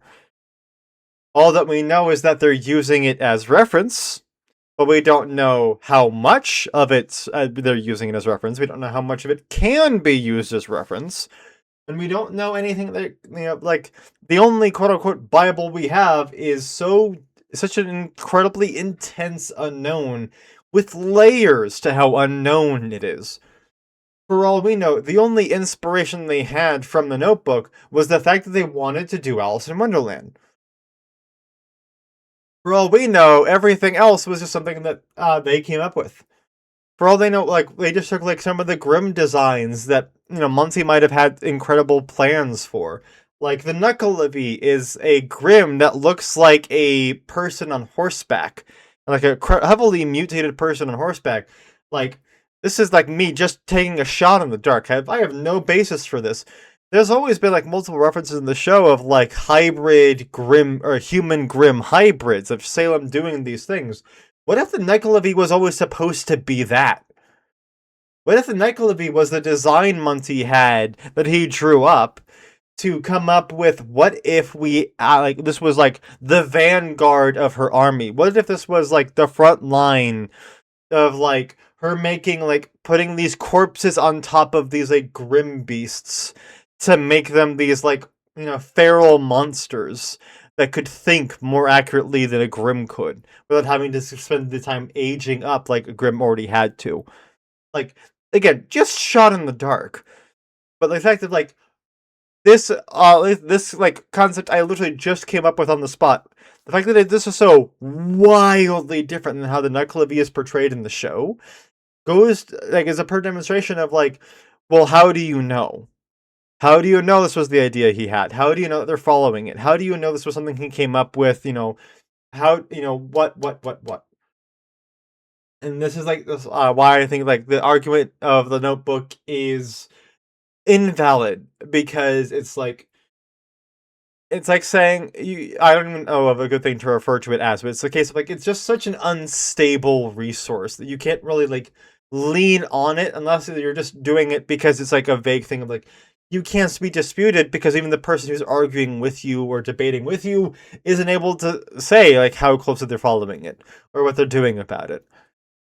So I just think it's like it's a non-point to me at least. But moving on to the next slide. Rule of cool doesn't work in chess. Ah, yes, this is a fun one. So, RWBY is an action show. It's a fighting show. There's a lot of combat. One of the most important things about the show is the fight scenes. It always has been, always will be. How interesting the weapons are, how interesting the semblances are, how interesting people's fighting styles are, and how much their personality is shown in how they fight and what they do about it. All of the various, encounters of people, fighting monsters, fighting things. In versus fights and team fights, what have you. Especially with the inclusion of maidens and magic and things like that. Parallels aren't a real thing, this isn't Dragon Ball. I'll get to that. But it is always fine when you have a show that is not taking itself seriously, but when you take it seriously, this is like one of the like famous arguments about the Flash TV show of when you establish a power level, you have to follow that power level, because otherwise things stop making sense. For example, as is visibly obvious on the screen, which of the 3 panels that I have, granted chat's covering up a little bit, is magic? One of the problems is that the characters are literally stronger and faster in the first 3 volumes than they were in later volumes. This is demonstrable in multiple times. People jumping buildings and things like that. Tearing across environments, things like that. Ridiculous speed feats. And then they're suddenly not able to react to stuff, to the point that I've seen multiple casual watchers get thrown out because they're like, wait a fucking second. This guy should be fast enough to tank that. Or this guy should be strong enough to tank that. Or like, why is this guy such a big deal? He shouldn't be that strong. But another thing is the nature of magic. Magic isn't a semblance. It's not aura. How? I got this new plot where Salem summons a Grim, but they have huge boobs. I mean, some serious honkers. A real set of badonkers. Packing some Don Bon honkaroos. Massive. I can't even pronounce those words anymore. I could try. I'm not going to. But one of the most famous things is that in the show, when magic is introduced, they have the very classic argument of magic isn't real. That doesn't exist. And then they, with basically no evidence, think of aura and magic as different types of guns. Well, see, that's the fun thing about it. You're absolutely feel free to interpret it that way because you don't have any answers. We don't have any rules. We don't have any understanding of what's different between Black Powder Cannon versus a real gun. Yeah, we don't have any understanding of what's different between magic and a semblance. Because, for example, Glinda summoned a fucking hailstorm in episode 1. That's not magic. Weiss is Weiss, doing whatever the fuck she damn well pleases with her glyphs, and that's not magic. Cinder has fire. That's magic. That's literally just it. She spits fire, she shoots fire, she can fly by having fire shoot out from her feet. She can make her arrows covered in fire. This is magic. Clearly. Even in like sheer power output, Weiss has made hails like snowstorms and created glaciers with just a fair amount of dust. As I already mentioned, Glinda created a fucking hailstorm. RWBY and the others literally blew up a fucking arm of a giant mech robot with dust. What is the difference between dust and magic? It is whatever we think it fucking is. Because no one ever once asks, what is the difference between magic and a semblance? How is magic so powerful? Why is it different than aura? Does it use aura to function? Can you use magic if you run out of aura? Do you spontaneously get mana if you acquire magic, the magical power of a maiden? What is the interaction between magic and dust? What is the interaction between semblance and magic? What is the age limit between someone becoming a maiden? Because we don't know. We're only told young woman of a certain age. And all we're told is that Glinda is too old. Well, Glinda is 35, I think. Something around that area. Let me look it up. Does she have a canonical age?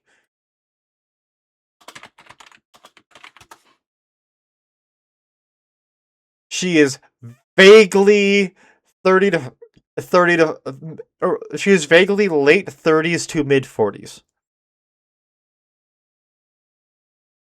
So let's say she's just 40. That makes sense for why she's older. And it makes sense that Raven is actually no, it doesn't. It doesn't make sense that Raven is a Raven. Why the fuck is Raven a maiden? Because if we say that it's like 25 or whatever, but Raven was working with Ozpin and the others for several years after she graduated. It's implied that the reason she stopped working with Ozpin is because Summer died. And Summer died when RWBY was old enough to remember her. And RWBY was like, maybe like fucking 8 in that flashback. So this was 7 years ago.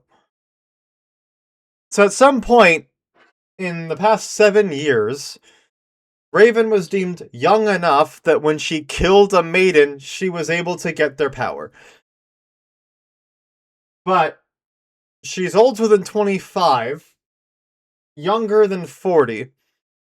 But at the same time, during the same area, when the Fall Maiden got injured and they needed someone to take her power, Glinda was too old.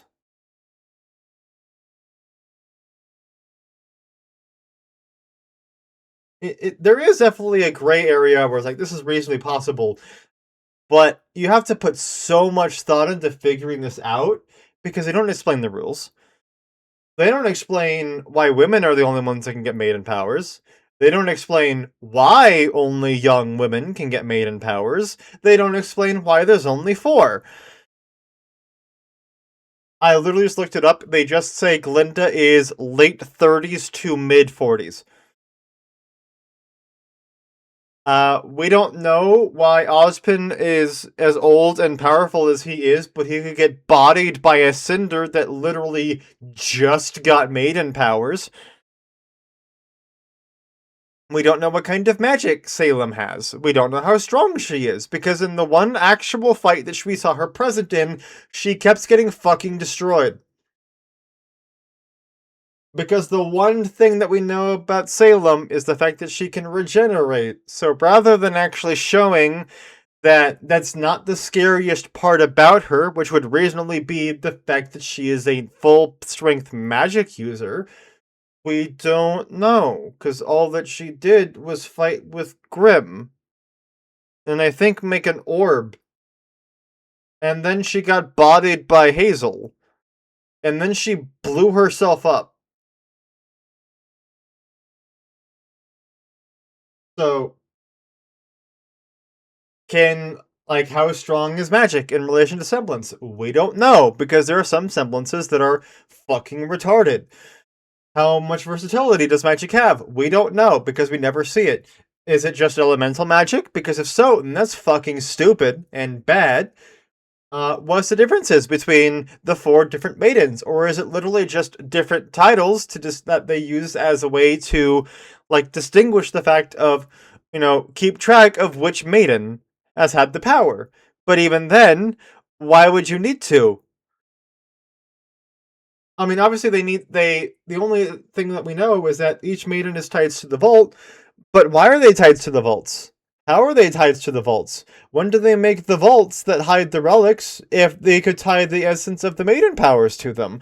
Did Ozpin tie the presence of the maiden powers to the vaults retroactively? How did he make the vaults in the first place? I can infer, or I can assume, that the gods are the ones that made the vaults in the first place because they wanted it to make it so that humans would have to go out of their way to get the relics together to be judged. But if that is the case, how did Ozpin manage to tie the maidens to them? Because they weren't always there. That was abundantly clear. The maidens did not always exist. Like, there's one interpretation that says Ozpin is the one that gave them their powers. There's another interpretation, that's my own personal conclusion, that Ozpin and Salem's 4 kids were the origin of the maiden powers. When they accidentally fucking killed them all. That's my own personal interpretation. But they never make any reference to it. There's no evidence at all to support my point outside of the fact that they had 4 kids and then they died. And my own conclusion was just, if you have 2 magic fuckers who bang, that they might produce kids who have magic. But again, that is the only information I have, is just inference and assumptions. And fucking Penny, by all accounts, is no stronger than a huntsman. I had heard that I was picking the powers, but that wasn't said outright. Yeah, well, see, that's the thing. One of the stories, the story of the Fall Maidens, has actually says that the maidens already had their powers. But also, Ozpin at one point implies that he's the one that gave them powers. And also, there's a further question of why the fuck are there silver eyes? Because it's not like the God of Light fucked anyone. They abandoned the goddamn planet. And then Silver Eyes just kind of happens to be. He said that he is the light from the God of Light, but why would they have that blessing? Like, why would he have that favoritism when he expressly was always a neutral party who did not lean in either way? He just always had a feud with his brother of having a perfect balance of creating and destroying things. So why would Silver Eyes exist? Why do fucking Faunus exist? Why is magic? The guy like sneezed at some point. You know what? Yep, that's the canon. That's the canon explanation. The God of Light sneezed while looking in the vague direction of Remnant, and that's how we have Silver Eyes. That's it, chat. We figured it out. But, yeah. So, like, we can't say magic is just stronger than a huntsman could be, because Penny doesn't have any abilities outside of flight that make her different than a huntsman.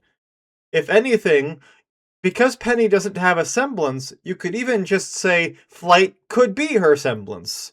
Because she's not tougher than a huntsman, she could not possibly be more skilled than a huntsman. She's just treated like a bigger deal than a huntsman because she can fire a laser beam. But she never uses those, like, the massive laser beam that she famously did in Volume 1 ever again. After she becomes a maiden, she seemingly gets a power buff that lets her, overload her jets and carry the fucking, arena that we just saw in the clip. But even then, she was visibly struggling, and from what we've seen of Yang's strength, she reasonably could fucking lift that thing. depending on the volume, because power levels are inconsistent. So, if Penny has no reason to be stronger than your average huntsman, if Penny has no reason to be, faster or be better or smarter or have literally any advantage that distinguishes her from being a normal huntsman, why is she treated as being on the level of a maiden before she gets maiden powers? Because, she's treated like she's a greater threat being normal Penny than fucking Crow is. This can make sense if magic just does more damage to aura. It would!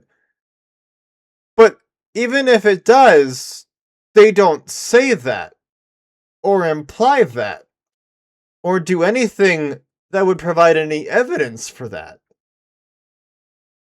All that we see is that elemental stuff.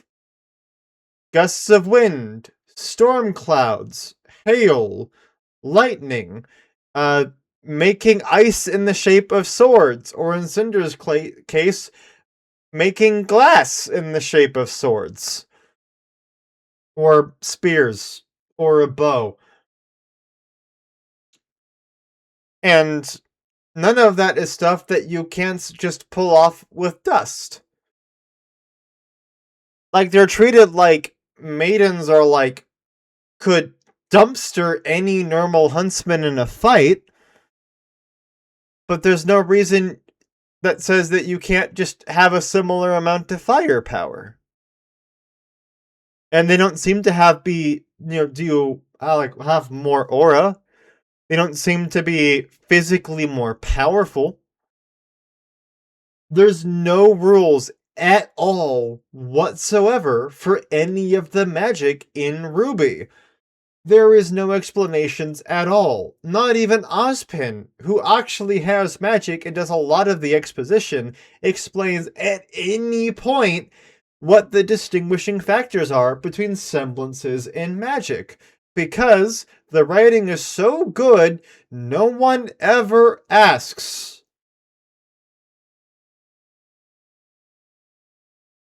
Imagine writing a show. See, Cinder semblance, I know this expressly. The glass stuff is just a reference to the fact that she is an allusion to Cinderella. Her semblance is that whatever she physically touches with her hands, she can heat up to the point of melting, or reducing to cinders.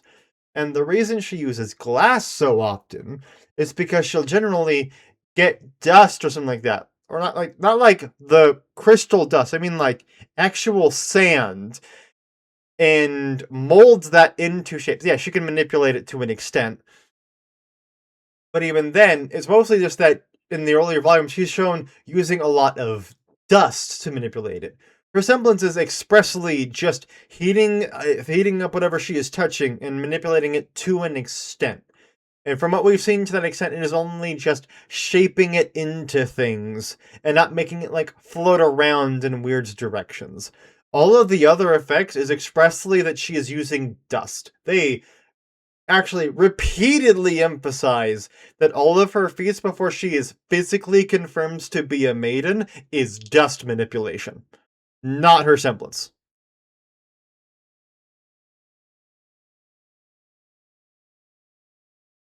I have confirmed this multiple times, looked in every area I could think of. Literally, that is dust. Her only actual semblance is heating things up. It's just that the line got so fucking blurry, especially when she became a maiden, no one could tell. She can't actually generate fire naturally, that's maiden power.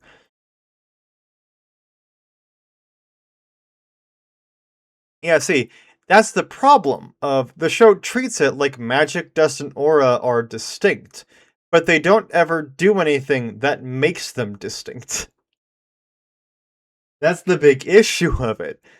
Because every single time they say, the maidens are a big deal. They said the maidens are a problem. The maidens are stronger than a huntsman. They are the ones that will topple cities and ruin kingdoms. That Salem is so scary because she has magic, but they never once demonstrate like the big difference that makes it so special. Again, if you want to emphasize that there is differences you cannot easily discern, as a writer, you have to explain what that is. If the difference, for example, is that people who have magic take from a different reservoir than aura, like their whole magic comes from an entirely different area of energy, like actual mana, then someone needs to explain that. The problem is, giving it the benefit of the doubt can only go so far before you're living in willful ignorance and allowing the show to get away with stuff it really shouldn't be getting away with.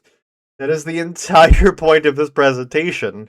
There's all of these things that they should never have, been allowed to get away with this whole time. Because they've made magic such an incredibly vital part of the series now, emphasizing who is the maiden, who gets the maiden powers, when is the next maiden going to die, where are all the maidens, all of this magic focus, and the fact that Osmond is a big deal and dangerous because he has magic. They have all of these focus on magic, and then never distinguish why that's special. That's the problem. Even if the only difference is a subtle thing, they have to explain what that thing is, because then it's just like, well, what's the difference between having a maiden in a fight and having a fucking railgun that can punch through a building? You have Atlas having the world's strongest military. Like, technically speaking, what's the difference between them dropping a bomb on a city and a maiden? And if you say, the maiden can do more damage, someone needs to explain that. If they can't, then you have to ask yourself, why is the bomb more dangerous? Why is maiden such a big deal if we just have normal modern day weaponry? They do have bombs. The entire, one of the biggest subplots that we had in Volume 8 was that Ironwood wanted us to blow up the fucking city with a bomb. And the reason they stopped... Yeah, and the trains in Volume 2. They've also just set off explosives multiple times. Ying's upgrade in Volume 7 was getting detonation things that exploded in her shotguns. They have modern day weaponry. They have bombs. They have guns. They have laser, they have rail guns. They have giant fucking mech suits. They have literal robots in Penny. They have drones with the Atlas drones that they had in Volume 3. They have all of this dangerous, incredibly powerful modern technology. What is making a maiden more dangerous than any of that? Because remember, never forget, because this was back when Cinder was good, the reason Cinder beat the Atlas army in Volume 3 is because she used subterfuge and hacked them. She did not fight them.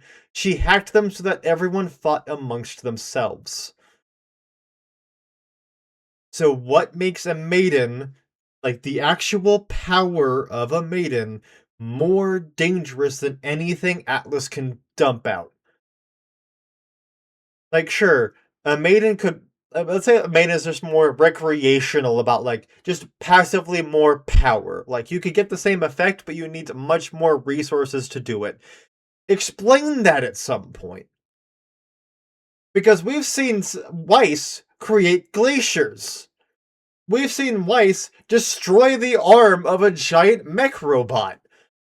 We've seen people take out giant fuck-off Grimm.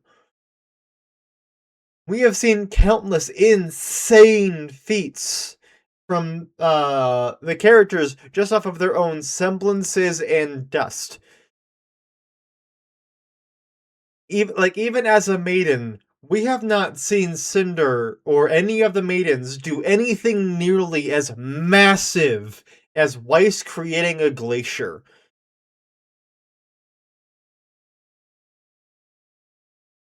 We have not seen any of the maidens move as fast as Adam has with Moonslice, or deal as much damage as Adam has with Moonslice. All of their feats have been superseded by someone that expressly does not have magic. So the question is, why is magic special? What is important about it? What is the distinguishing factor that says this is the reason why this is a big deal? Headcanons aren't can't be counted for this because it is not the show confirming this information. And that is the problem.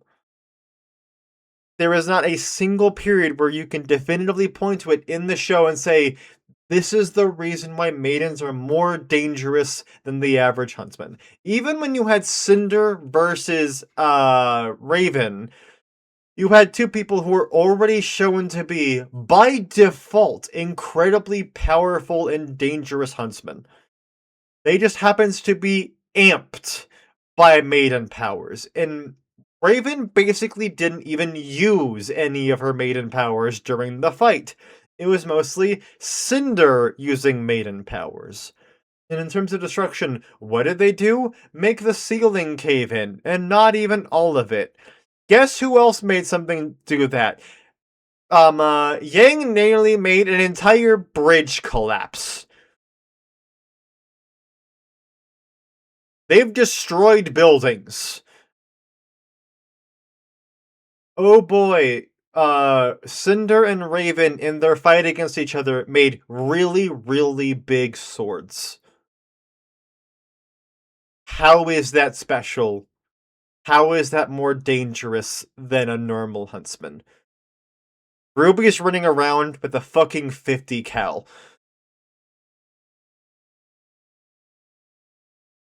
Screw your big sword, she's blowing you up with a 50 cal.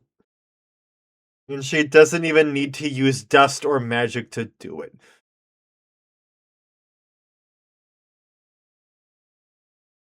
This is what I'm bringing up of the whole rule of cool doesn't work in chess. If you're writing a show where there is consequences and fighting is an incredibly pivotal part of those consequences of who wins what fight, you have to lock it in place of why is this thing scarier than the other thing? Why is this person scarier than the other person? Why is one person going to win against someone else? And they never ever take the time to demonstrate this or explain this. They just say maidens are stronger than huntsmen. It never show what a maiden does that makes him stronger than a huntsman. Maidens are repeatedly treated with caution. I'm not going to deny that. They're consistently and always treated with caution, of treated like they are a big deal. But people saying they're worried about what a maiden will do does not explain or show us maidens doing stuff that a normal huntsman could not reasonably do or straight up outmatch. And because we are 45 minutes after the last break, I am now even further supporting my point of I'm so happy I did not make dinner yet because we have not moved off of slide 9. Well, we're about to finally move off of slide 9. What is it? Ah, yes. The problems that don't exist. So, as I've been saying with the power levels and things like that of RWBY, one of the problems that the problems they have are never shown. They're told. They're explained. They're elaborated, or not elaborated. They're implied, but they are never actually demonstrated. I'm gonna move over here. You can see the funny man do the funny man things. Am I in? Yeah, let's move me over here. Problems are ignored by the narrative, but yeah, this is 100%. Yeah, so what is the very first problem we are introduced to in RWBY? The Grimm. The Grimm are a consistent, repeated threat. They are always a thing. They're the first monsters we are introduced to. They're literally the premise of the school existing. They are the foundation of the world's story. Salem being the queen of the Grimm is supposed to be such an important detail because the Grimm are supposed to be, a mindless, unending horde that just exists as an ever-present threat. That is how they were demonstrated. They're like the whole that and all of that. Repeatedly shown how scary they are, how monstrous they are. Am I trying to antagonist? I'll get there. But for example, in volumes 5 and 9, there is not a single Grimm that appears. Not one. And the only Grimm that appears in volume 4 is twice. There is the Geist that the whole season starts off of RWBY, John, Nora, and Ren fighting a Geist because it's RWBY, they have to be introduced fighting. And then, while Weiss is escaping from her family, she fights the giant wasp Grimm. Those are the only Grimm that appear in Volume 4. In Volume 6, the only Grimm that appears is... Hold on. Yeah, the only Grimm that appears in Volume 6 is the giant Leviathan. The entire danger of Volume 6 is that Team RWBY can't get to Atlas. They're being prevented from going there. And is literally RWBY fighting the army that makes the giant Grimm appear.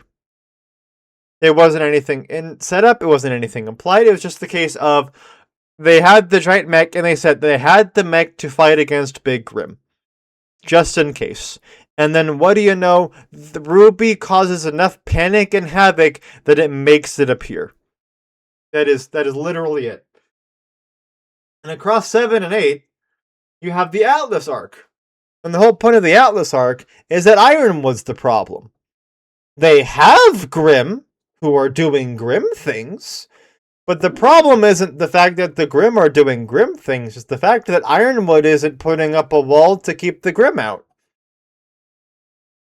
It isn't that the Grimm are doing Grimm things, it's that the Grimm are in the way of us getting dust. But even then, that was just an introduction so that we could see the cool, funky upgrades that Team RWBY got that none of them ever used again. And to, establish that the Aesops are cool.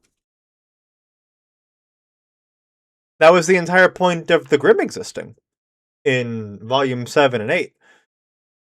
And the Grimm are more present in Volume 8, but only because Salem was riding a giant fucking whale while taking advantage of the chaos of Ironwood turning evil. If Salem didn't get involved, genuinely nothing would have been lost. Ironwood still would have been evil. He still would have turned coat, because RWBY is stupid. And handle angry content now, well, that's absolutely fine. That is perfectly abnormal. And I'm not going to argue with it. Enjoy. I hope you have a good day, Monk.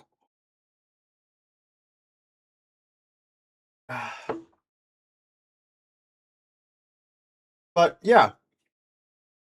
That is the the very first threat we were ever introduced to in the show. Something that's supposed to be the core premise is ignored for half of the show.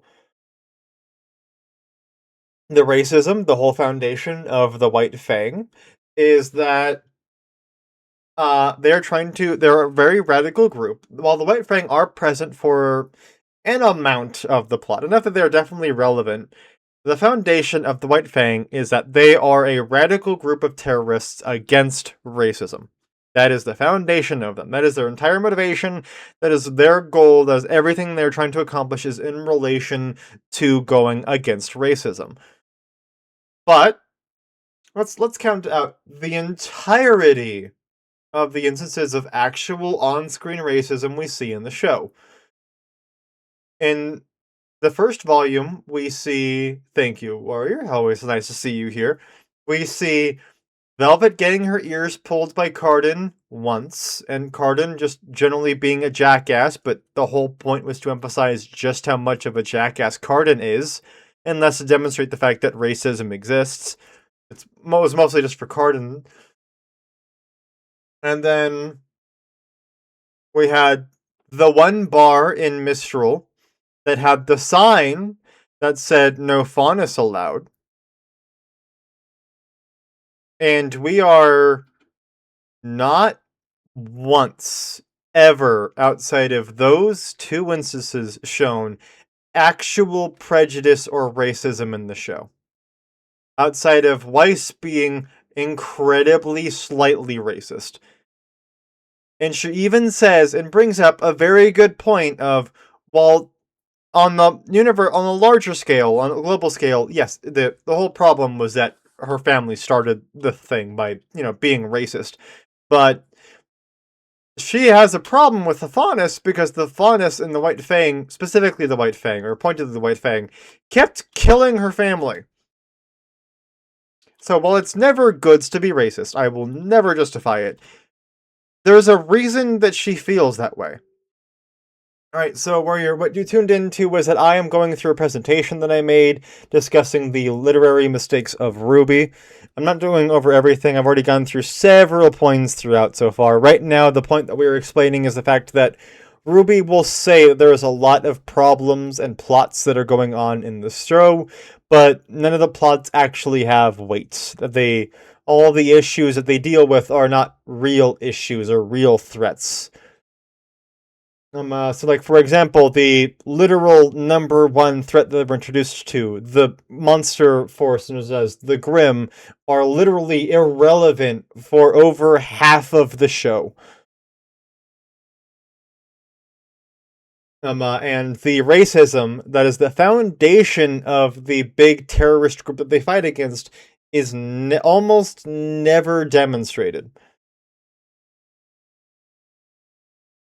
Like, we don't, outside of one person pulling a girl's ears and a sign on a bar that says no faunus allowed, there is literally no demonstrations of actual racism throughout the show.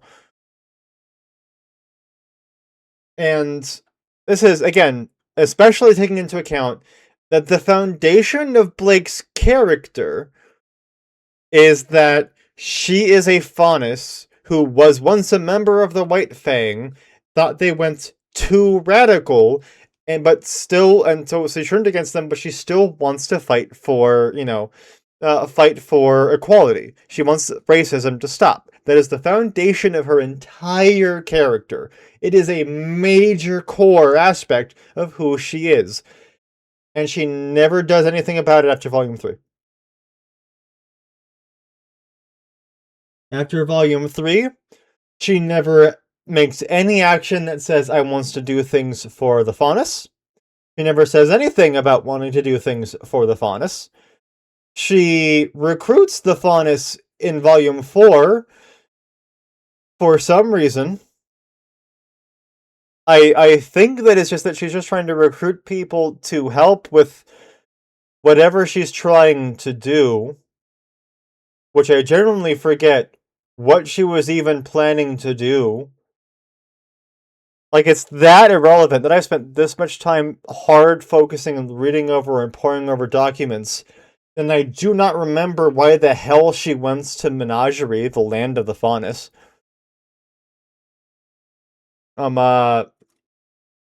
But yeah, she goes to Menagerie for some reason. I assume it was just to get, like, reinforcements to help with fighting, but not to actually do anything about racism. And Volume 5 never brings up anything about racism. Volume 6, nothing about racism. 7 or 8, literally in the most racist land in the world, nothing about racism. Her whole thing in Volume 9 is remembering the fact that she is gay. And by remembering, I mean discovering the fact that she's gay by making out with Yang. And so you have the character whose whole thing is that her primary motivation is going against racism, who stops fighting against racism. And literally no one ever makes it a problem about that there's faunus. The most racist country in the world has a faunus as one of their biggest and most politically powerful leaders. So how is that a demonstration of it being racist?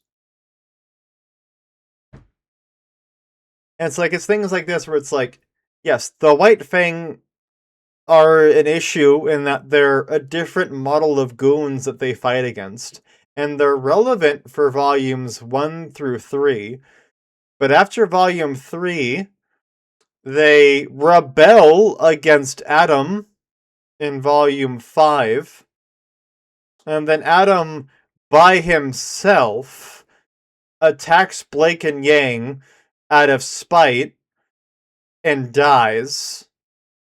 And after the White Fang turn against Adam in Volume 5, they are literally never shown again.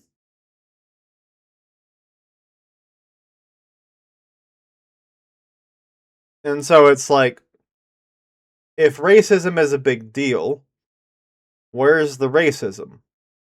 Where's people being discriminatory? Where's people struggling? Where's all of the, quieter things, like being upcharged at restaurants and things like that, like being ignored service, like being spat at, having derogatory things and things like that. Like whereas literally all of the indicators of racism, all of the behaviors, all the things that would make you realize of this is something that the cast needs to deal with. It just doesn't exist. That's it. It just doesn't. There's racism because they say there's racism. They say there's racism so that you can root for the main cast to be the good guys. But not because there's actual racism, mind you. Because they don't want to offend anybody, but that's more of a production side of things I'm not going to get into. This is just like a writing standpoint I want to focus on. And then, of course, we have Salem and her minions. The RWBY cast is just straight up not aware of them until the Volume 3 finale. Literally, the only reason that RWBY and the others are aware of Cinder, Emerald, and Mercury being threats and a problem is that Cinder literally hacks into the fucking PA system and says, "I am the bad guy, rah, rah, rah." And then Cinder kills Pyrrha physically in front of RWBY. But RWBY doesn't really care. Like, she has a whole arc about, not being able to call out her silver eyes and being traumatized by the fact that Pyrrha died. But RWBY never once shows to have any strong feelings about Cinder at all. Cinder has a problem with RWBY because of shit that doesn't make sense. Because RWBY used her silver eyes that are 100% confirmed to only, damage Grim, somehow removed one of Salem's arms and destroyed her left eye. Somehow. We don't know how. Oh, also, Cinder for some reason had like a really, really sore throat after. That one I really don't get. But yeah, the silver eyes that are expressly designated to only attack Grim somehow, destroyed one of Cinder's eyes, destroyed one of her arms, and took her voice for a while. while she was recovering. And so she has a vendetta against RWBY. That actually makes sense. I'm not going to argue that doesn't make sense. That makes sense, but how does it make sense? And the fact that RWBY doesn't reciprocate doesn't make sense. But also take note that the only reason, like especially after finding out about Salem, the only reason RWBY and the others are fighting against Tyrion and Hazel is because Tyrion and Hazel literally fight them first. And for the big highlighted point I have at the bottom, you also have Watts, who is one of Salem's minions.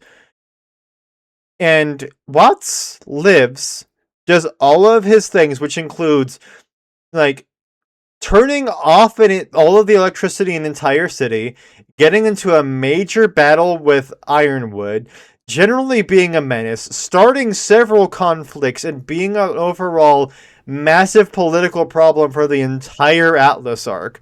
Being a major player in her allies for the entirety of his screen time, and even being the direct cause of Penny turning evil and then exploding, which is a major like a big subplot they focus on for a long time, was how do we stop Penny from killing us all? And they literally both never find out that Watts even exists until even after he is killed by Cinder. Is it even Cinder? Someone kills him that's not the main cast. And they never find out that he even exists. They don't even try to find out who was the person that turned Penny evil. They directly experience the result of his actions and do not ever find out that it was Watts. He is one of the main antagonists against them, and they never even discover that he exists. They fight Hazel because Hazel wants Ozpin dead because of reasons that don't make sense, and therefore they fight Hazel because Hazel fights them first. And they fight Tyrion because Tyrion was ordered by Salem to hunt down RWBY, and then RWBY never really cares. RWBY also never sees Tyrion again. It's not even RWBY that brings up the fact that Tyrion is causing havoc in Atlas.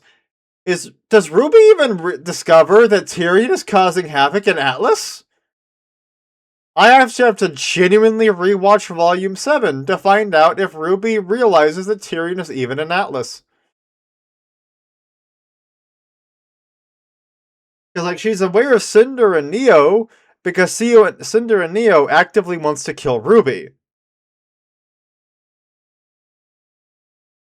I genuinely have to rewatch that. Oh god. I actually have to find out if RWBY is even aware that Tyrion is in Atlas. Oh god. This show is worse than I thought it was. I need more alcohol.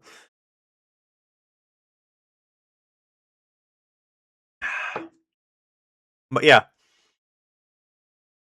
The main plot point is that after Volume 3, RWBY and the others go around to focus on the relics, because Salem and the others are focusing on the relics. But most of the plots that they deal with is not related to the relics. They deal with the fact that Ironwood won't let them into Atlas. They deal with the fact that they're all physically separated. They deal with the fact that the White Fang aren't doing anything. They deal with literally helping someone get elected. They almost never directly deal with something that is a cause or something that Salem and the others are doing. They never actively try to stop it. Like, that's the issue of... They feel there's such a divide and a distance between the main team of RWBY and the problems that they are there to resolve, when they are even shown to be something that is actually making a big deal. But don't worry, chat. We do have one more points to make. Oh god, why am I so tired? It could be that I've been talking almost unceasingly for the past 3 hours. But I will switch to the next panel to start off the ad break. But I will not get into it until after the ad break is done. RWBY is supposed to be the good guys. Supposed to be. But that's not what really happens, really. And as a reminder before it cuts to ads, the whole point of this presentation is the writing mistakes. They have failed at writing these things, and that is what is causing the issues that I am focusing on. So once the ads are done, I'll explain what I meant by that.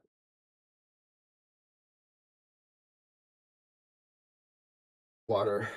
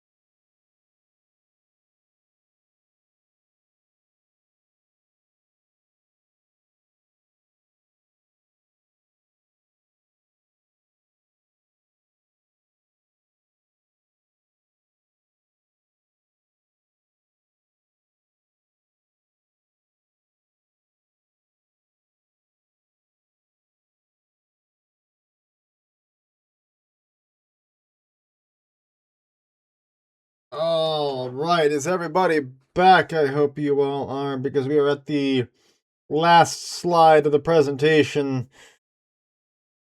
You know, granted, it was the whole thing of no one joined the whole open VC thing, which kind of makes me a little bit sad. But yeah, this has actually only been taking 3 hours. I thought this would be a lot longer, honestly. But yeah, so let's get this all finished off, and let's see if we can't finish this before we hit 4 hours. This last point shouldn't take too long, because it'll be mostly like going over a lot of points that has already been demonstrated and things like that. Let me move me back. Here we go. Actually, I'm gonna move over here so that you can still read the text if you so happen to please. So, Team RWBY is the good guys, right? They're, you know, they're the main protagonists of the show. They're literally going to a school to become heroes and things like that. Not in the direct sense, but in the sense of like they're there to slay the monsters, protect the people, guard, and be, you know, be guardians, be honorable, be literally they're there to be the good guys. Blake is literally trying to fight against racism. RWBY literally wants to be a hero, like in the fairy tales. Weiss wants to, you know, remove the dark stain that her father has put on the reputation of the Schnee and things like that. Yang's just an adrenaline junkie. But all of them are, you know, actively good people who wants to do good things. They don't like bad things happening. They wants to stop the bad things from happening. They are, for all intents and purposes, the good guys. Only no, they're not.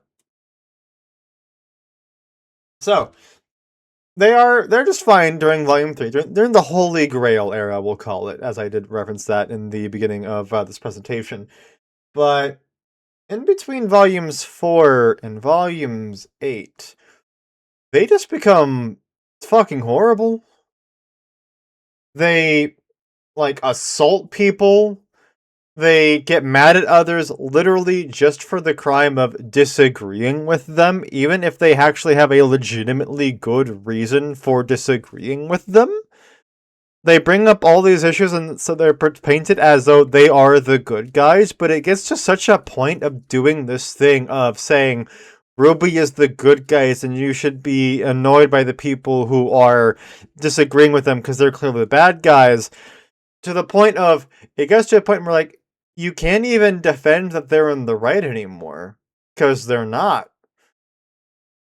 Because like it starts off small, it starts off easy, right? You know, it starts off with, you know, they're in volume 5 and they're transporting volume 5. Yeah, they're in volume 5 and Lionheart is saying, I don't have huntsmen who can help you. That is it. Like he's just like, I don't have huntsmen that can help you. I don't have things. Just needed to clean a little thing from the ceiling that fell down onto the microphone. And they go, hey, that's really bad. And then you're justified because he says, like, hey, the reason I can't help you, or not that he says, but you find out that the reason he can't send huntsmen to help them is because he's actually a traitor who killed all the huntsmen at Salem's command. So you're like, okay, they didn't feel warranted that they treated him like such a bastard, but you know, at least you found out that they had a good justification at the end of it. So that's fine, right? And then volume 6 starts and you're like, "Oh, yeah, so they're on this like train going to Atlas, and on this train going to Atlas, there are these huntsmen that are literally assigned via mission to protect the train. And on that train, something that the professional huntsmen have been overseeing is that there are turrets on the train that will activate if Grim get within a close enough proximity. And RWBY and the others, for seemingly no reason, say, the existence of the turrets are going to attract the Grim. So if you don't turn them off and remove the protection from the Grim, you're the bad guy. And when they eventually get so mad and cause so many arguments and cause such a fuss that the Grim actually do appear, especially not helped. Granted, I'm not going to fault them for this because they did not know that the relic that they had attracted Grim, but cannot be argued that the situation spawned because they literally had an item that attracts Grim on them. So, the Grim eventually appear. And what does Team RWBY do when the Grim appear and the professional huntsmen who are assigned to protect this train are using the turrets, which is the train's defense system, to defend the train from the Grim? They further order the professional huntsmen. Take note, they have had 1 year of schooling to become a huntsman in a 4-year college. They order the professionally licensed huntsmen to turn off the turrets.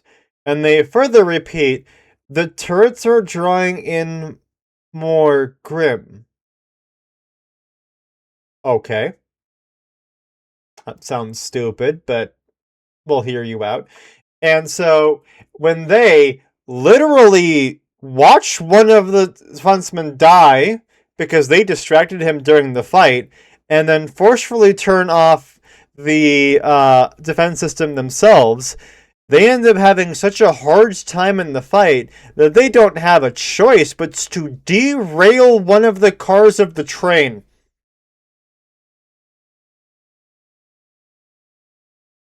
After they shat on the remaining huntsman, who is probably grieving because his friend and partner just died in front of him, and he also has a broken arm now because of Team RWBY.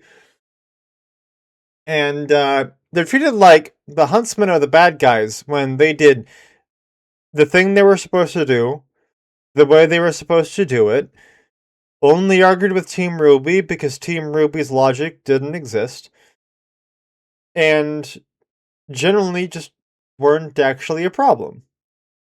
But that can be forgiven for reasons.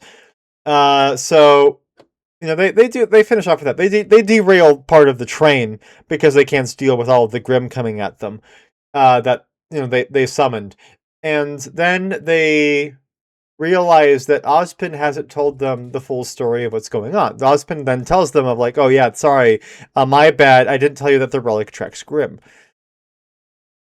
And Team RWBY all go, oh hey, we're tired of you lying to us, despite the fact that you have. This is like the first time you've not been honest with us, and despite the fact that you literally directly have told us that there have been multiple times before where he's opened up to someone and they've stabbed him in the back,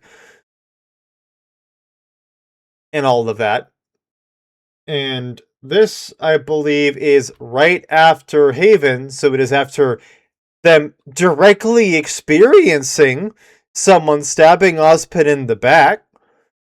So they've physically seen that his words are true, that him opening up to people has repeatedly led to them not trusting him. So they directly have evidence they can cite of, yeah, Ozpin might be wary of, being fully honest and being overly, open, because what if someone turns on him? And then after they literally drag all of his secrets out, kicking and screaming using the magical lamp relic, they then suck him in the face. Because he didn't tell them himself. I think the actual reason was that he didn't tell them that Salem was immortal. I think that was the specific reason. But still, they beat up Ozpin, who, take note, is in the body of a new person who still has their personality. So they experience the pain of, a fully professional huntsman of Crow socking a normal dude in the face. Yeah, probably, definitely cracked a bone. But obviously, they're the ones in the right because, Ozpin shouldn't have lied to them. So they go to the city of Argus, and while they're at the city of Argus, they find out that Ironwood has ordered a lockdown on the city of in the kingdom of Alice, and they also know that Weiss is actively wanting, or Weiss's family actively wants her to return, and so the head of the the commanding officer of the military base that they go up to in Argus directly tells them that she has no qualms about taking Weiss and Weiss alone to Atlas.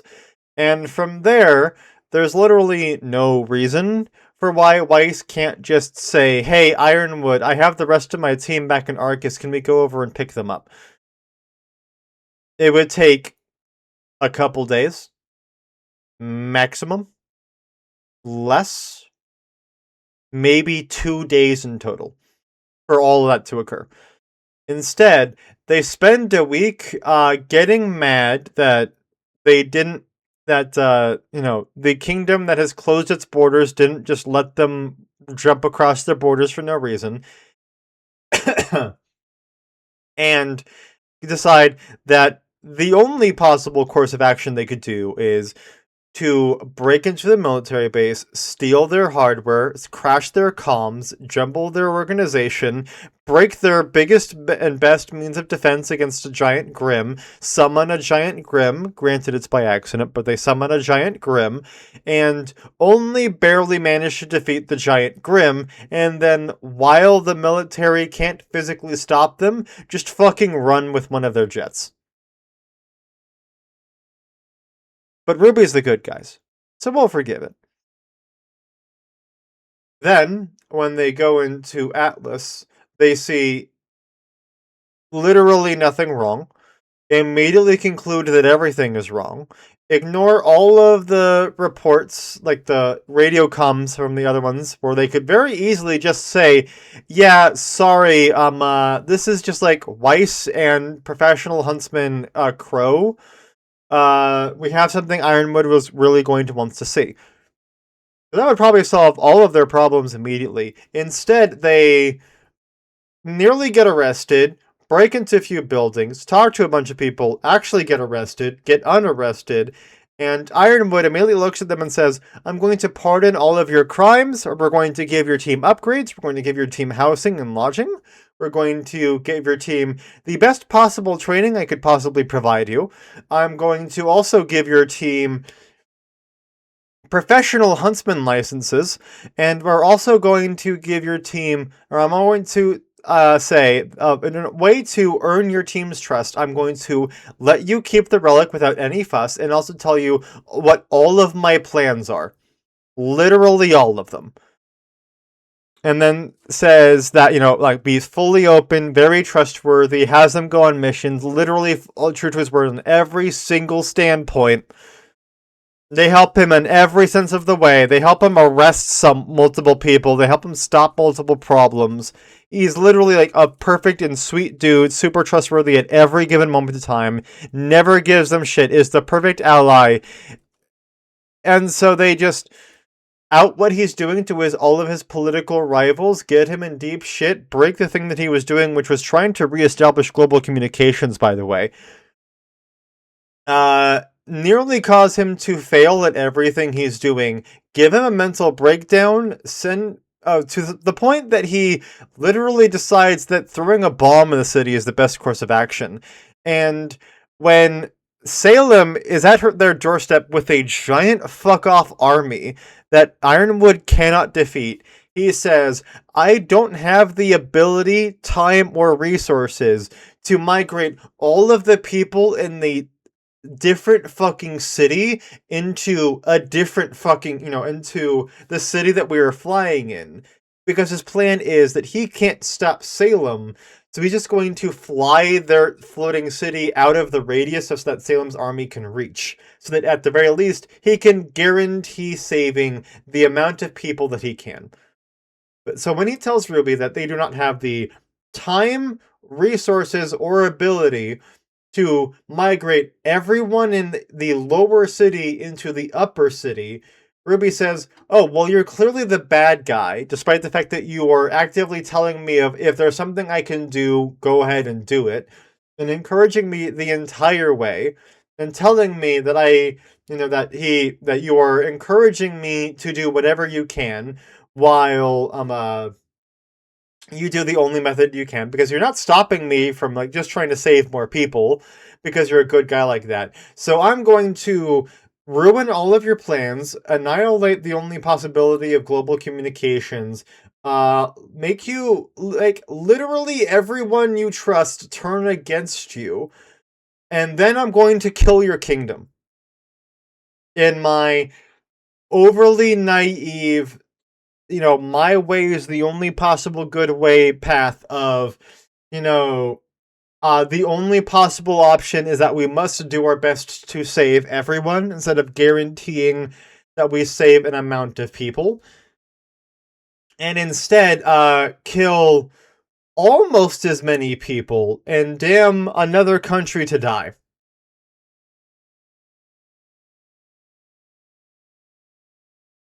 How the fuck are they the good guys? Also, take note, at Volume 8, I believe it was, while in the middle of everything going to shit, and literally everything going to shit, every single problem is occurring at the exact same time. Ren, Yang, and John are literally stranded in the middle of fuck off nowhere in Atlas with like minimal resources, broken equipment, no ammunition, any ways to defend themselves. And Ren says, we might be a little bit in over our heads because like they only had 1 year of training, and basically everywhere they've gone has been a path of destruction. So he's like, these are actual professionals who are telling us that, who are trying to help us. Maybe we should listen to them and stop thinking that we know what is the right course of action at all times. And Yang screams at him, then John, and then I think she punches one of them. I don't remember. I know that she screams at both of them and tells them both off for thinking that they could possibly be in the wrong. So it isn't like the show is trying to be actually interesting and say these people who wholeheartedly believe that they're in the right are actually just making mistake after mistake. They're generally trying to act as though the very concept of them being in the wrong is stupid.